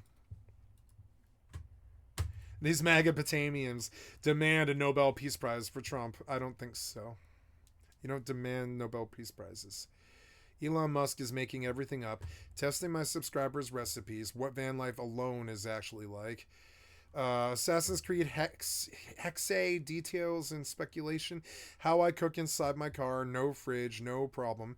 Are dating apps really stacked against men? This is Zachary Smeagol. I don't know why I would care about this, but I guess. Yeah, we'll fire up that one, I guess. Yeah. The world's greediest streamer got worse. I forgot that we didn't finish this. Let's go back. Did I get into my server? No, I was AFK too long. So annoying. Again. Now, unfortunately for us, we've talked about Dark Side Phil a couple of times on this channel. Always for the same thing. And, well, it's the same thing we're talking about today. Now, if you don't know who Dark Side Phil is, aka DSP Gaming, really, no, I do. Exactly why we're here today. Reason. First, and strike hard. There you go. No mercy. No. I was in Naira a month, and you donate $4. No, we watched it. We did Oh, watch now we it. got a Nigerian gifted membership. Are you kidding me? How many times did you play this clip in this thing, or did I just watch it too many times? Here we go. Skip. So I did Oh my something God, crazy. you fucking blasted me again for some reason. What's your fucking problem? I got my hands on a unique, never-before-seen dating app dataset featuring over 3,700 Tinder users swiping data. And guess what? We're going to be tearing it apart. But we're not stopping there. We're going to dig into the loneliness epidemic, the incel community, men versus women dating app surveys, the illusion of choice, sketchy blog posts, and so much more. We've been told dating apps are here to help us connect, to make finding love easier, more efficient. But what if I told you that's all wrong? For the first time, with real data from real people, we can cut through these smoke and mirrors and finally see the truth. And once you do, you might never look at dating apps the same again. I'm so excited and nervous to share this with you all, I'm literally shaking, so let's dive in. Oh. So, if you haven't been paying attention, people are lonely, like historically Aw. lonely. The WHO recently announced... I'm not lonely. I am so happy that I'm alone. When you get straddled with fucking human beings since you were like 16 years old until the age of like 40 or something, 25 years of just constant humans living with you, living in your flop house, living like sleeping with you or whatever, you kind of need a few years to yourself. You kind of do. I am not lonely. I feel fine. I've been flirting with girls in the grocery store and on the dating app. I feel great, doing good, doing good. Don't feel like that at all. It's weird. Often I'm on the opposite side of whatever's happening. It's sort of weird. Is a public health concern. In 2023, the U.S. Surgeon General... And I feel for them. I know how lonely they are, and I'm like, oh man, must be nice. For me, it's like, God damn it, I still can't get enough me time. It's weird. I really resent even having to be here for my family. I don't resent it. I resent the loss of the time. I love being there for my family. I don't mind it.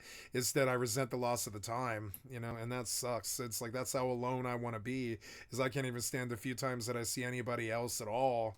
And that's weird. I'm headed the other direction. It's fucking weird. Now, it won't be like that forever, and I'm healing, and I'm doing better, and girls are noticing me, and I've lost weight. I've lost 140 pounds or something like that. But I'm like talking about, like, I'm doing good. I'm doing real good. a report comparing loneliness to, no joke, smoking 15 cigarettes a day. And some countries are even passing legislation, yes, Really? legislation to help fight what many are calling the loneliness epidemic. Yeah, it's that bad. And while there are many reasons I didn't know. I guess I'll look into the loneliness epidemic. I had no idea. why loneliness is becoming Okay, I guess, yeah, well, I guess he's, I like this guy. I've always liked this guy since I've seen him a couple days ago. He's pretty fucking good. I like seeing new streamers on my fucking channel. It seems good. So, yeah, the loneliness epidemic, huh? You aren't typing? Oh no, it's the control key thing as usual. I gotta get a new keyboard. Fucking so annoying. Go back, motherfucker. What are you doing? How long do you take to load YouTube? You're so dumb. Let's go. I am trying to look at the loneliness epidemic. U.S. Surgeon General declares a loneliness epidemic. A psychologist's guide to surviving the loneliness epidemic. How we became the loneliest generation. The rise of male loneliness. The true cause of the loneliness epidemic. Dr. Romani. Surviving the loneliness epidemic. Why we're lonely. The male loneliness epidemic. The queer Kiwi. Okay. Why are 66% of young men single? Why are we so lonely? Glad you asked. That's Vox. Gen Z is lonely. Here's how it shows under an anesthesia. What? Gen Z is lonely? Oh, must be nice. I can't seem to get away from the humans enough.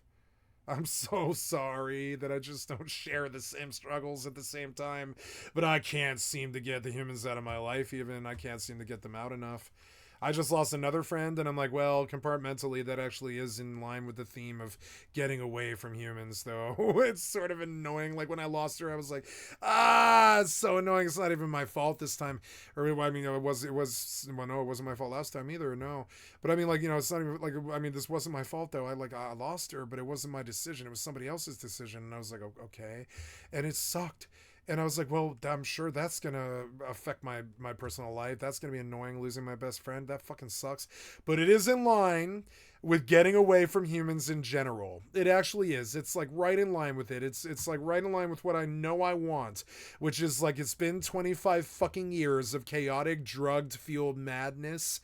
And I just want to feel, it's been 3 years and I know it's not enough. I might need at least 10 or 20 or something like that. Cause it's like, it has not been enough. I really feel like even now I resent anybody trying to take up my time at all. I don't resent them. I resent the loss of the time. I love the fact that they need it, and I love the fact that I can help them and all this other stuff. But I just don't have it. I don't have it. It does not suck for me to be single. I really, it sucks, but I think it actually is all about your mindset. And it's weird because this mindset, I didn't come to this naturally. I didn't want to come to this mindset. It's not a natural mindset to me to like avoid people. It's not. But I mean, I know what worked, and it works so well for me. I actually really am doing the best I've ever done in my entire fucking life, I think, short of like being a lead singer in a band at the age of like, I don't know, 23 and just at the top of my game or whatever. This is the best my life has ever been, and it didn't happen until I kicked the people the fuck out of it. Yeah, here we go. Here's something from Matt Walsh. Oh, wait, no, Matt Walsh. Now, Matt Walsh is... Building meaningful relationship is key to help loneliness epidemic in the U.S. The internet and the loneliness epidemic. Are we in a loneliness epidemic? Featuring Katie Morton. Liminal spaces and the loneliness epidemic. Why I abandoned the black culture. My life as a loser. My life is a loser? Things you will never ever hear me say. Lonely loser virgin. Uh-oh. I think it's your sense of style. I think you look unhappy to me.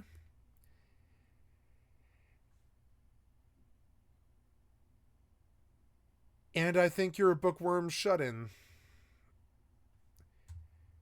You look like you're angry because of your father. Look at me socially profile these people.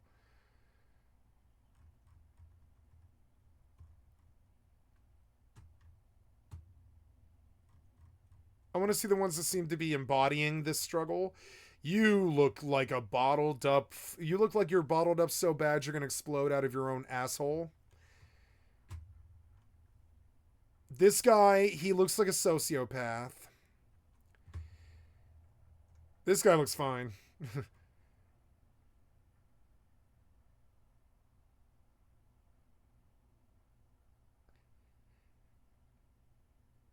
This guy looks like the embodiment of an affect. I'm sorry. So does this person. This person looks like a lonely, bookwormish shut-in.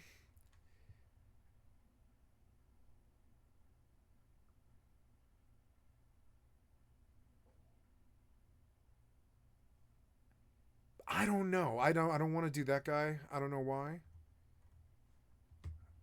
Looking at just some of the faces, this guy looks fine, but I don't know. I can't tell. He looks like he might have struggled from it, though. U.S. surgeon declares a loneliness epidemic. I had no idea. I mean, I guess I don't do I don't do a lot of depressing news. I just do the shock stuff, I guess. Is Mental Health Awareness Month. And Mental Health Awareness Month. Has issued Mental a Health new Awareness advisory Month on loneliness as a health issue. So I'm going to be locked out of being on Rust for a long time here. I guess I will just do the queue and I will play some Borderlands 1 or Skyrim or let's see. I have a lot of choices. KCD or KDC KCD 2, Dragon's Dogma 2. No, Dragon's Dogma is too intensive. Kingdom Come is good, but I don't really want to play Kingdom Come. I don't like the combat. Could do some Skyrim. I am in the mood to do some work on Skyrim. I've got to get the Irem to do that. Excuse me, the rest of that house from somewhere. We've got a brand new H3 Productions. I'm going to fire that off pretty much immediately. In my long career on YouTube, I've pretty much seen it all. 260,000 hits. I've been swatted several times with yeah, LAPD helicopters, the street shut down, police with guns drawn up, doing a perimeter around my house. We've also been visited by the FBI 3 times. They were all to warn us of a credible threat against our lives. One time, most recently, he came at 7 a.m. and said, "Do not open any packages until you hear from me, as we have credible bomb threats against you that we found online." I thought I'd seen it all. I knew this content nuke was going to draw a lot of negative attention, seeing how extreme Hassan and his fan base are, and his orbiters. But the lengths to which they've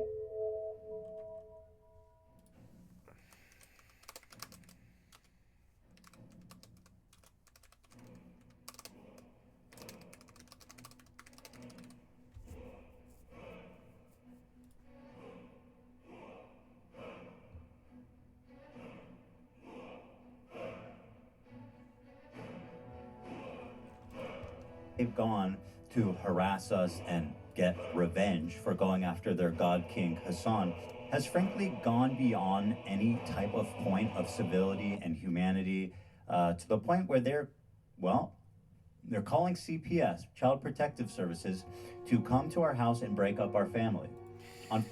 They called Child Protective Services.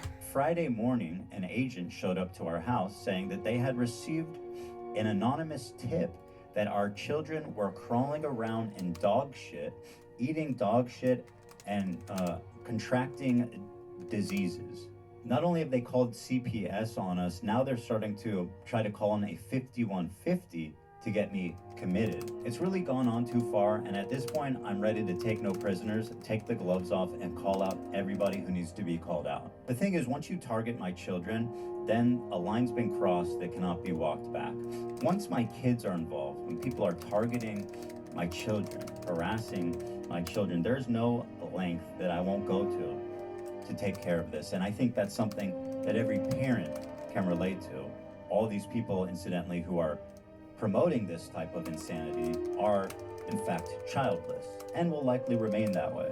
The CPS agent showed up and he started asking us all kinds of questions like, who feeds the kids? Who takes care of the kids? What do you do to the kids when you get angry? How do the kids sleep? Do the kids have toys? What happens when you get mad, or what happens when your kids get mad? He walked around the house, he looked in our refrigerator, he walked all around looking for dog shit apparently, although when he showed up immediately he said, wow, this place is clean. Our 3 and 5-year-old boys were at school. Our 8-month-old is upstairs sleeping when he visits, and he says, I need to go upstairs and look at your infant visibly to see him and confirm he's okay. Well, he's napping in his crib. He goes upstairs to look around the house, to snoop around. He investigates Sonny, our youngest, wakes him up from his nap, and even though he woke him up during his nap, he was greeted immediately actually by a smile, because Sonny is probably the happiest baby in the entire world. He smiles at everybody. His name is Sonny because he is just a ray of sunshine. Yeah. He just gave him a big smile. I mean, he's just the sweetest kid in the world. So we went back downstairs to continue the conversation, at which point he said something that both me and Ela had us both saying abso-fucking-lutely not. He said he was going to go to the children's school to interrogate them there. We both said, you are absolutely not going to ever go to their school and talk to them. That is fucking insane. We agreed that he'll come back to our house and interview our 3 and 5-year-old children at a time when they're at home, so he doesn't need to humiliate them in front of his peers, his teachers, the staff there, and needlessly stigmatize them. My young 3 and 5-year-old children, who are sweet and innocent as can be, have not yet been interrogated by a CPS agent, but that is due to happen on Wednesday. He also spoke to our nanny, our housekeeper. He's called the pediatrician that takes care of the kids. He talked to them. Pretty much sifted through every angle of our life having to do with our kids in an extremely violating, insulting, unbelievable way. Just a complete breach of privacy and inhumanity that it's like you can't believe that you, as somebody who has done nothing wrong, has taken care of your kids, to be subject to this forcible investigation because of some fucking freaks online called anonymously to say that our kids are crawling around in shit. The immediate question for me was, who did this and how am I going to hold them accountable? It didn't take me long to catch the trail of the obvious suspect, which is the work of a subreddit dedicated to harassing me, my family, my coworkers, and their families too, frankly, known as Snark. H3 Snark is the place that they originated. If you don't know what Snark is, it's this growing phenomenon of communities dedicated essentially to destroy someone's life, picking it apart, harassing them, and just trying to ruin their life. It's something that's become quite common on the internet, and something that Reddit, who is the main host of such activities, has completely turned a blind eye to. Take, for example, right here, H3H3_, which is the new Snark page. The top post on this page is from somebody named Bad Empanada, which we'll learn more about. It says, Bad Empanada with another banger. Quote, "You're the best parents I've ever seen," said house slave Abdullah Ayad to the Kleins after CPS visited them because their kids contracted parasites from dog feces. The Kleins frequently advocate for genocide of Arabs while Ayad sits obediently in silence. He is a tame domestic animal. This is just literally, anyone of a normal disposition can see plainly how fucking insane this is. It has 400 uploads after 3 hours. Very active sub of absolutely deranged individuals. The problem is that this subreddit, this community, is being legitimized by oh, I want that. I want that spell. Hassan, such as Denim, such as Mike from PA, and all these leftist commentators who think they can get one up on me by well, at least I saved. And participating and legitimizing the most crazed psychopath on the internet.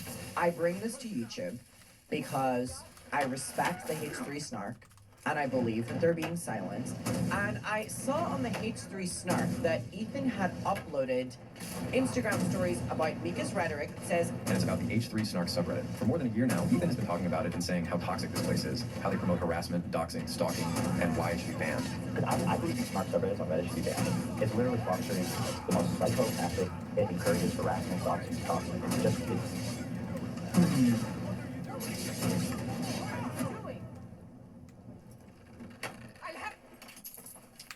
I guess it's fine as long as it's not the Destiny subreddit. I think it's time to hold all of them accountable. Here, for example, is Denims, aka Hassan Waiting Room, watching Bad Empanada talk about the state of our house and how we take care of our kids. Let's take a look. He lets his dogs shit all over his mansion, and he just leaves the shit on the floor, something that is probably related to the fact that his former housekeeper is suing him for a number of different reasons. So I would assume he doesn't actually have a housekeeper anymore, or perhaps he lost his extra housekeeper. So now the house is just like covered in dog shit. And he has kids, and his kids like crawl into the dog shit, and God forbid, I don't know what they do with it. I don't know if they eat it. What? Or just from like contact with it with their hands or something. But they contracted a parasite that I had previously never heard of in my life called Giardia from the dog shit that is all over his house. Dude, how is it that like maybe once a week I look into what Ethan Klein's been up to, and every time I manage to find more and more terrible shit. Remember Ethan tells a story about his family getting Giardia? We already have Mold Mondays. Now we have Shit Saturdays. Also, this is not a joking matter, by the way. It can be very severe and deadly to small children. I mean, much like many other illnesses, it's very, very, very dangerous when infants get the same sicknesses that adults get. There are lots of things that you can get as an adult. You're totally fine. You'll be A-okay. No problem. A child, a small infant that has no immune system, shouldn't be catching anything. Now at this point, as he continues, notice the chat is almost in complete universal agreement. Call CPS. Call child endangerment. CPS, social services. Bro needs to unironically call CPS. That's child endangerment. Okay, if his kids have Giardia, they need to be taken away. Actual worst father ever, etc., etc. I'll let the chat play for you, but you can see just how crazed this community is. And once again, this is Denim's chat from the 1st. The call came on the 3rd. No wonder his house is covered in dog shit, and his neglected children raised by nannies have contracted parasites previously unknown to science from the feces. I wonder why he skipped over all of this, because everything that I said in this story, which by the way was apparently compiled by his crew, playing... No wonder this motherfucker's always sick. Yeah, it all makes sense now. By the way, these people can't keep their talking points straight. On one hand, it's we don't raise our kids and our house is just run by nannies and housekeepers. But on the other hand, we also keep our house so dirty that there's dog shit everywhere. I mean, what are the housekeepers and nannies doing? It all makes sense now. It makes sense why he doesn't care about Palestinian children when he is neglecting his own. How is this happening? How is it happening? How is this happening? I have a 10-month-old, a 5-year-old, and a 3-year-old who are in school. Of course I'm sick all the time. Once again, these childless people pretend that this is uncommon when, of course, anybody with any sense who's being honest. The thing is, these people are knowingly lying. They know that they're lying. It makes no sense what they're saying, but they do it anyway. Because, as you can see in the chat, and Denims endorses this, clearly, as you can see, she's not moderating this at all. And it's pretty much 100% of the comments saying call CPS on them. Their kids should be taken away. That she believes that it's justified to break up our family. This disgusting fucking human being who's endorsed by Hassan and the entire left community on Twitch, who is protected and elevated by Twitch, is on her platform right now advocating for our children to be forcibly removed from us by Child Protective Services. Denim is such an Get out of my evil way. person. Get out. She should not even, she is not responsible enough to have a platform. She should not be allowed to broadcast videos ever again. Now you might wonder, what is it they're referring to? On the podcast, I was telling a story about we adopted a new dog about a month ago, and she was having diarrhea, which ended up being a extremely common stomach parasite that causes diarrhea. It's extremely common and it's very easy to address. In fact, Ducky, our Yorkie, when we got him as a puppy, also had Giardia, and we treated him the same way. Let's see what I said about it. And Olive has Giardia, which is it's a bacterial infection in the intestines that makes you have diarrhea. And Olive has this? Olive has this, yeah. She came to us with it. Okay. She had diarrhea, and oh, poor baby.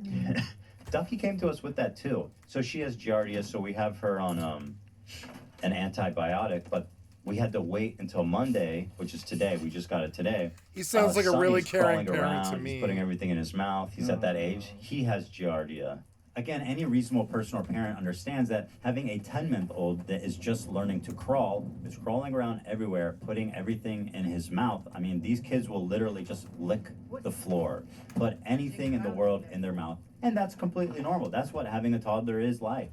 Olive is a black Labrador. She sheds a lot. She's inside. She's outside. She's very clean. His dog But the had point I'm making, giardia. again, which all reasonable people understand, is that giardia can actually be spread just from a surface. So if her bum ends up on the floor, or she sheds some hair, or she sat on a toy, you know, it could He's be a gonna number get of different things. canceled. If Sonny's crawling around putting everything in his mouth, it seems like a pretty reasonable suspect. If you Nah, but see, their thing is you have like $20 million, or probably more than that, probably like 50 or $100 million now. And their thing is like, you have $50 million. How did your kid possibly get giardia? Why was the dog anywhere near the kid in that regard, or whatever?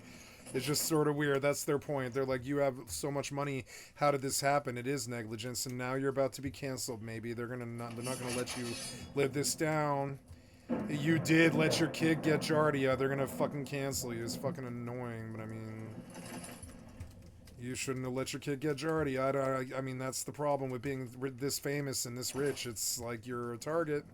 You're a fucking target. So when something dumb happens, they blow it out of the fucking water. You know how this goes. he's having diarrhea, we're like, oh man, maybe he got giardia from Olive, which is actually commonplace to happen. And despite what Denham says, it is not certain death. It's actually completely normal to happen, and it's very easy to treat. Now, spoiler alert, it actually turns out when we got all of the poop tests back that he never had giardia even, which I announced on the show, which they conveniently forget. So the only person that ever even had giardia was Olive. So Sonny was having diarrhea essentially, and that was and that's why they called it CPS. Because my 10-month-old baby, who's just starting to eat solid food, had diarrhea. That's why these people think it's justified to send an agent of one of the most overworked, underfunded, underappreciated community service workers in the entire fucking world to come and waste their time because my son had a diarrhea. When in the city of Los Angeles, there are kids and families that absolutely need help from people like this, and this guy's wasting his fucking time coming to my house and doing an investigation on my kids because my 10-month-old baby had diarrhea. By the way, Bad Empanada was recently banned for 7 days for playing a video game in which you roleplay as Hamas on October 7th, and he went to a military compound in that game and said he was, quote, looking for secretaries to kill. He was looking for Ela, who was a secretary in the IDF, to murder her in a game where you play Hamas. This is the type of person that is being elevated. I'd like to pay tribute to Ethan Klein and the new Twitch TOS that declares Zionism. Zion is the slur. I'd like to pay tribute to him by playing the first in Al-Aqsa video game where you kill Zionist soldiers as a Palestinian resistance fighter. Anyways, are these Israelis? They're just standing there? I mean, is the Israeli army a bunch of Ethan Kleins? Like, they're all on a fucking Ozempic binge? They don't understand what's going on around them? They haven't noticed me? What? How do I win? What's my objective? I don't actually know.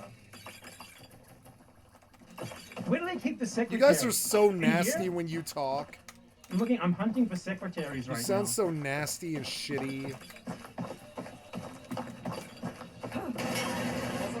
Secretary Dot, on behalf of Ethan Klein, I give this game my seal of approval. Here's Bad Empanada once again, who posted a story saying, I'm the one who called CPS on Ethan Klein. I want CPS to take his kids away because they are seriously in danger. This is, once again, Bad Empanada, who's being elevated by Hassan, Matt Lieb, Denhams, and tons of creators, leftist creators, all over the internet. Ladies and gentlemen, everyone else, please welcome Bad Empanada. Bad Empanada's been going crazy at Ethan on the second channel. Well, yeah, because Ethan Klein is too afraid to talk to Bad Empanada or talk about Bad Empanada or watch any of his videos. So fucking milk that guy, dude. Hell yeah, Bad Empanada, go in. Can we just like This dude, Bad Empanada. If you guys know who that is, He's like actually psychotic, and he's been making a lot of hate videos about me and calling Hila a terrorist and baby killer and all. Dude, every time Ethan Klein brings up Bad Empanada, I like him a little bit more. That's the truth. I didn't really have strong opinions on him, and every time he brings him up, I'm like, stop making him sound base, man. Come on. Stop. Bad Empanada has put out a video about H3H3, and this is just for my own pleasure that we're gonna watch it, because whenever Bad Empanada attacks H3H3, H3H3 has like a mental breakdown, and every time I watch this, it causes them to have even more of a mental breakdown. On this Kurt fucking moron. He made a fucking Willie Mac show. Sloppy through Willie Mac show made a video covering the Gotham Genocide because he noticed that putting a song's name in the title gets more views than usual. It went about as well as you'd expect. Oh, dude. Okay. Okay, critical support to Bad Empanada has gone up by wide margins now, okay?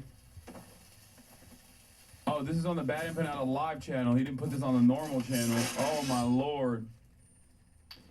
Oh, dude. Bad Empanada went from bad to good Empanada. Bad Empanada went from Bad Empanada to based Empanada. Now, trust me, I would pursue legal action against Bad Empanada, whose MO is essentially defamation. He actually fled to Argentina like his Nazi predecessors, and unfortunately, it is very difficult to get to and sue people in Argentina. So enjoy the community of Nazi refugees. You will fit right in there, my friend. But don't worry, guys. Denim says, even if this did That was happen, incredibly it's nothing to worry fucking about, rude to because children Argentinians. actually don't remember anything. Isn't that fucking awesome? Look at this. It might be the dumbest, most pathetic thing I've ever heard in my life. Here's Denims on the floor. And then the part that, in my opinion, crossed the line was like, you're going to visit your kids at school and ask them questions. And I says, you're not fucking doing that. I mean, we both were like, that's not happening. You're not going. Terrifying. You are not doing that. So he agreed to come visit our house next week when the kids are at home, because he needs to fucking interview our kids as a matter of procedure. But I was like, I really don't want you to create any bad memory here for them. Like, they are 5 and 3. They don't understand this shit. So I told him, create any bad memory for them. You're not forming memories at 3 years old, and it's very rare that you're forming memories at 5 years old.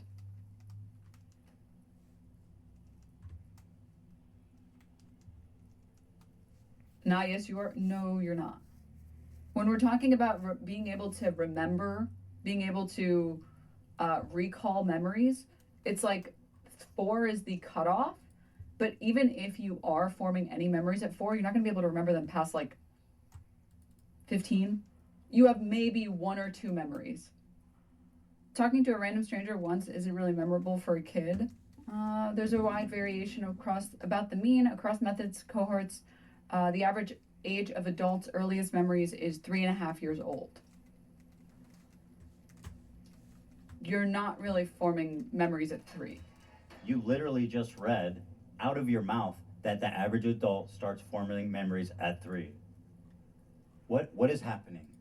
What universe do we exist in where this is a popular creator? One more time, guys, because it's absolutely fucking unreal. One more time, guys.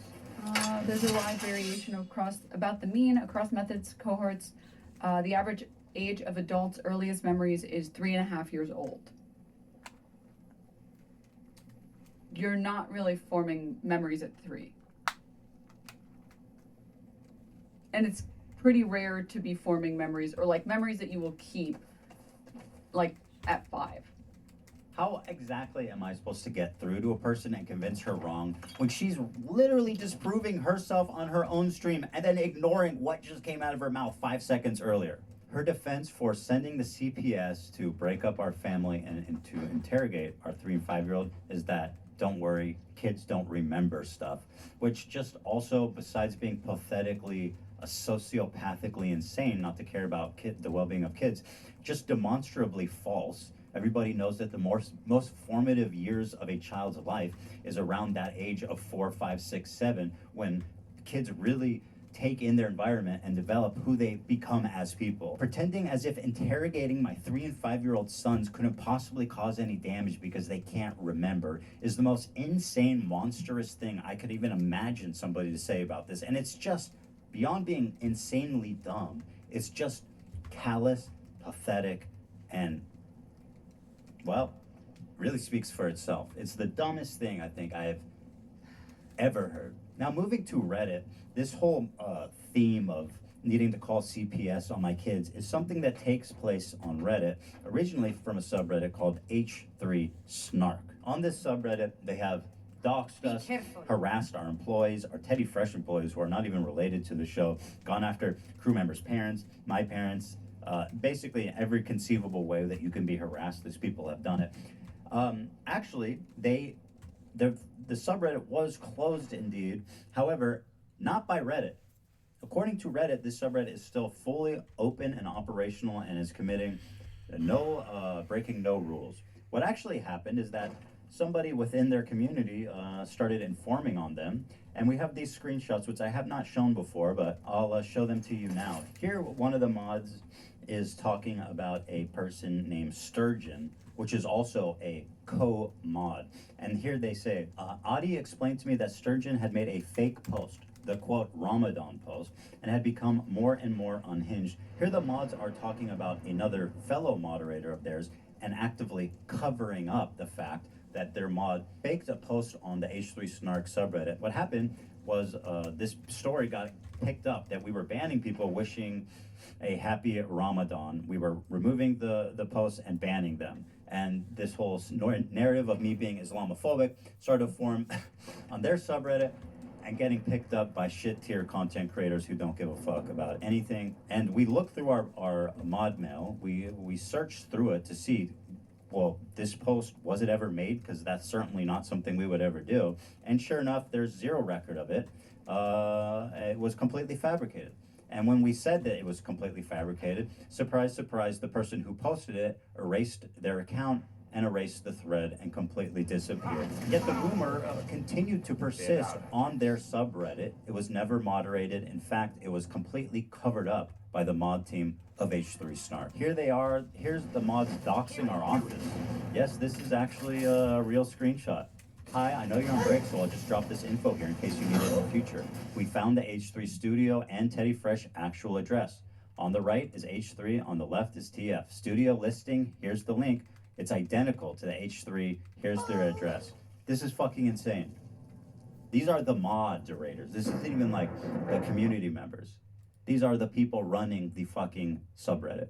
These people are knowingly putting us and employees in danger by sharing this address with each other with malicious intent. So once I started discussing that we had an informant in their ranks that was sending me this kinds of stuff, surprise, surprise, the moderators deleted their accounts and voluntarily closed the subreddit. Fascinating.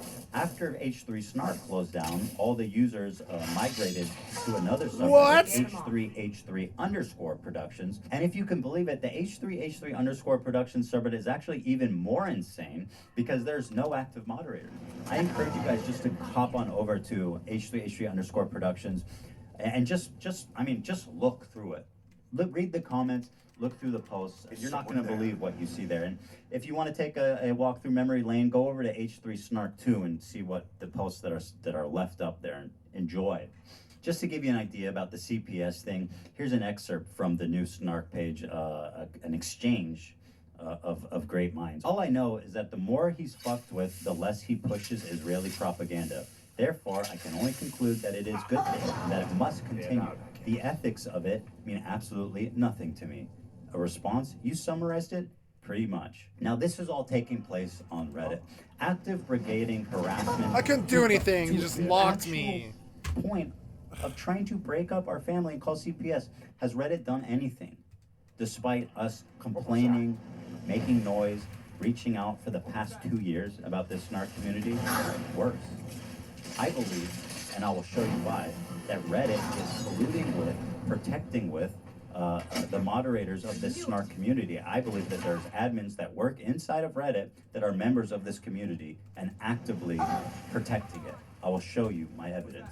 The first thing is that Ela works with a management company who has a connection to Reddit community managers. We first went through them an official channel to say, hey, the snark is out of control, they're harassing us all, they're definitely violating your site rules. Can you look into it?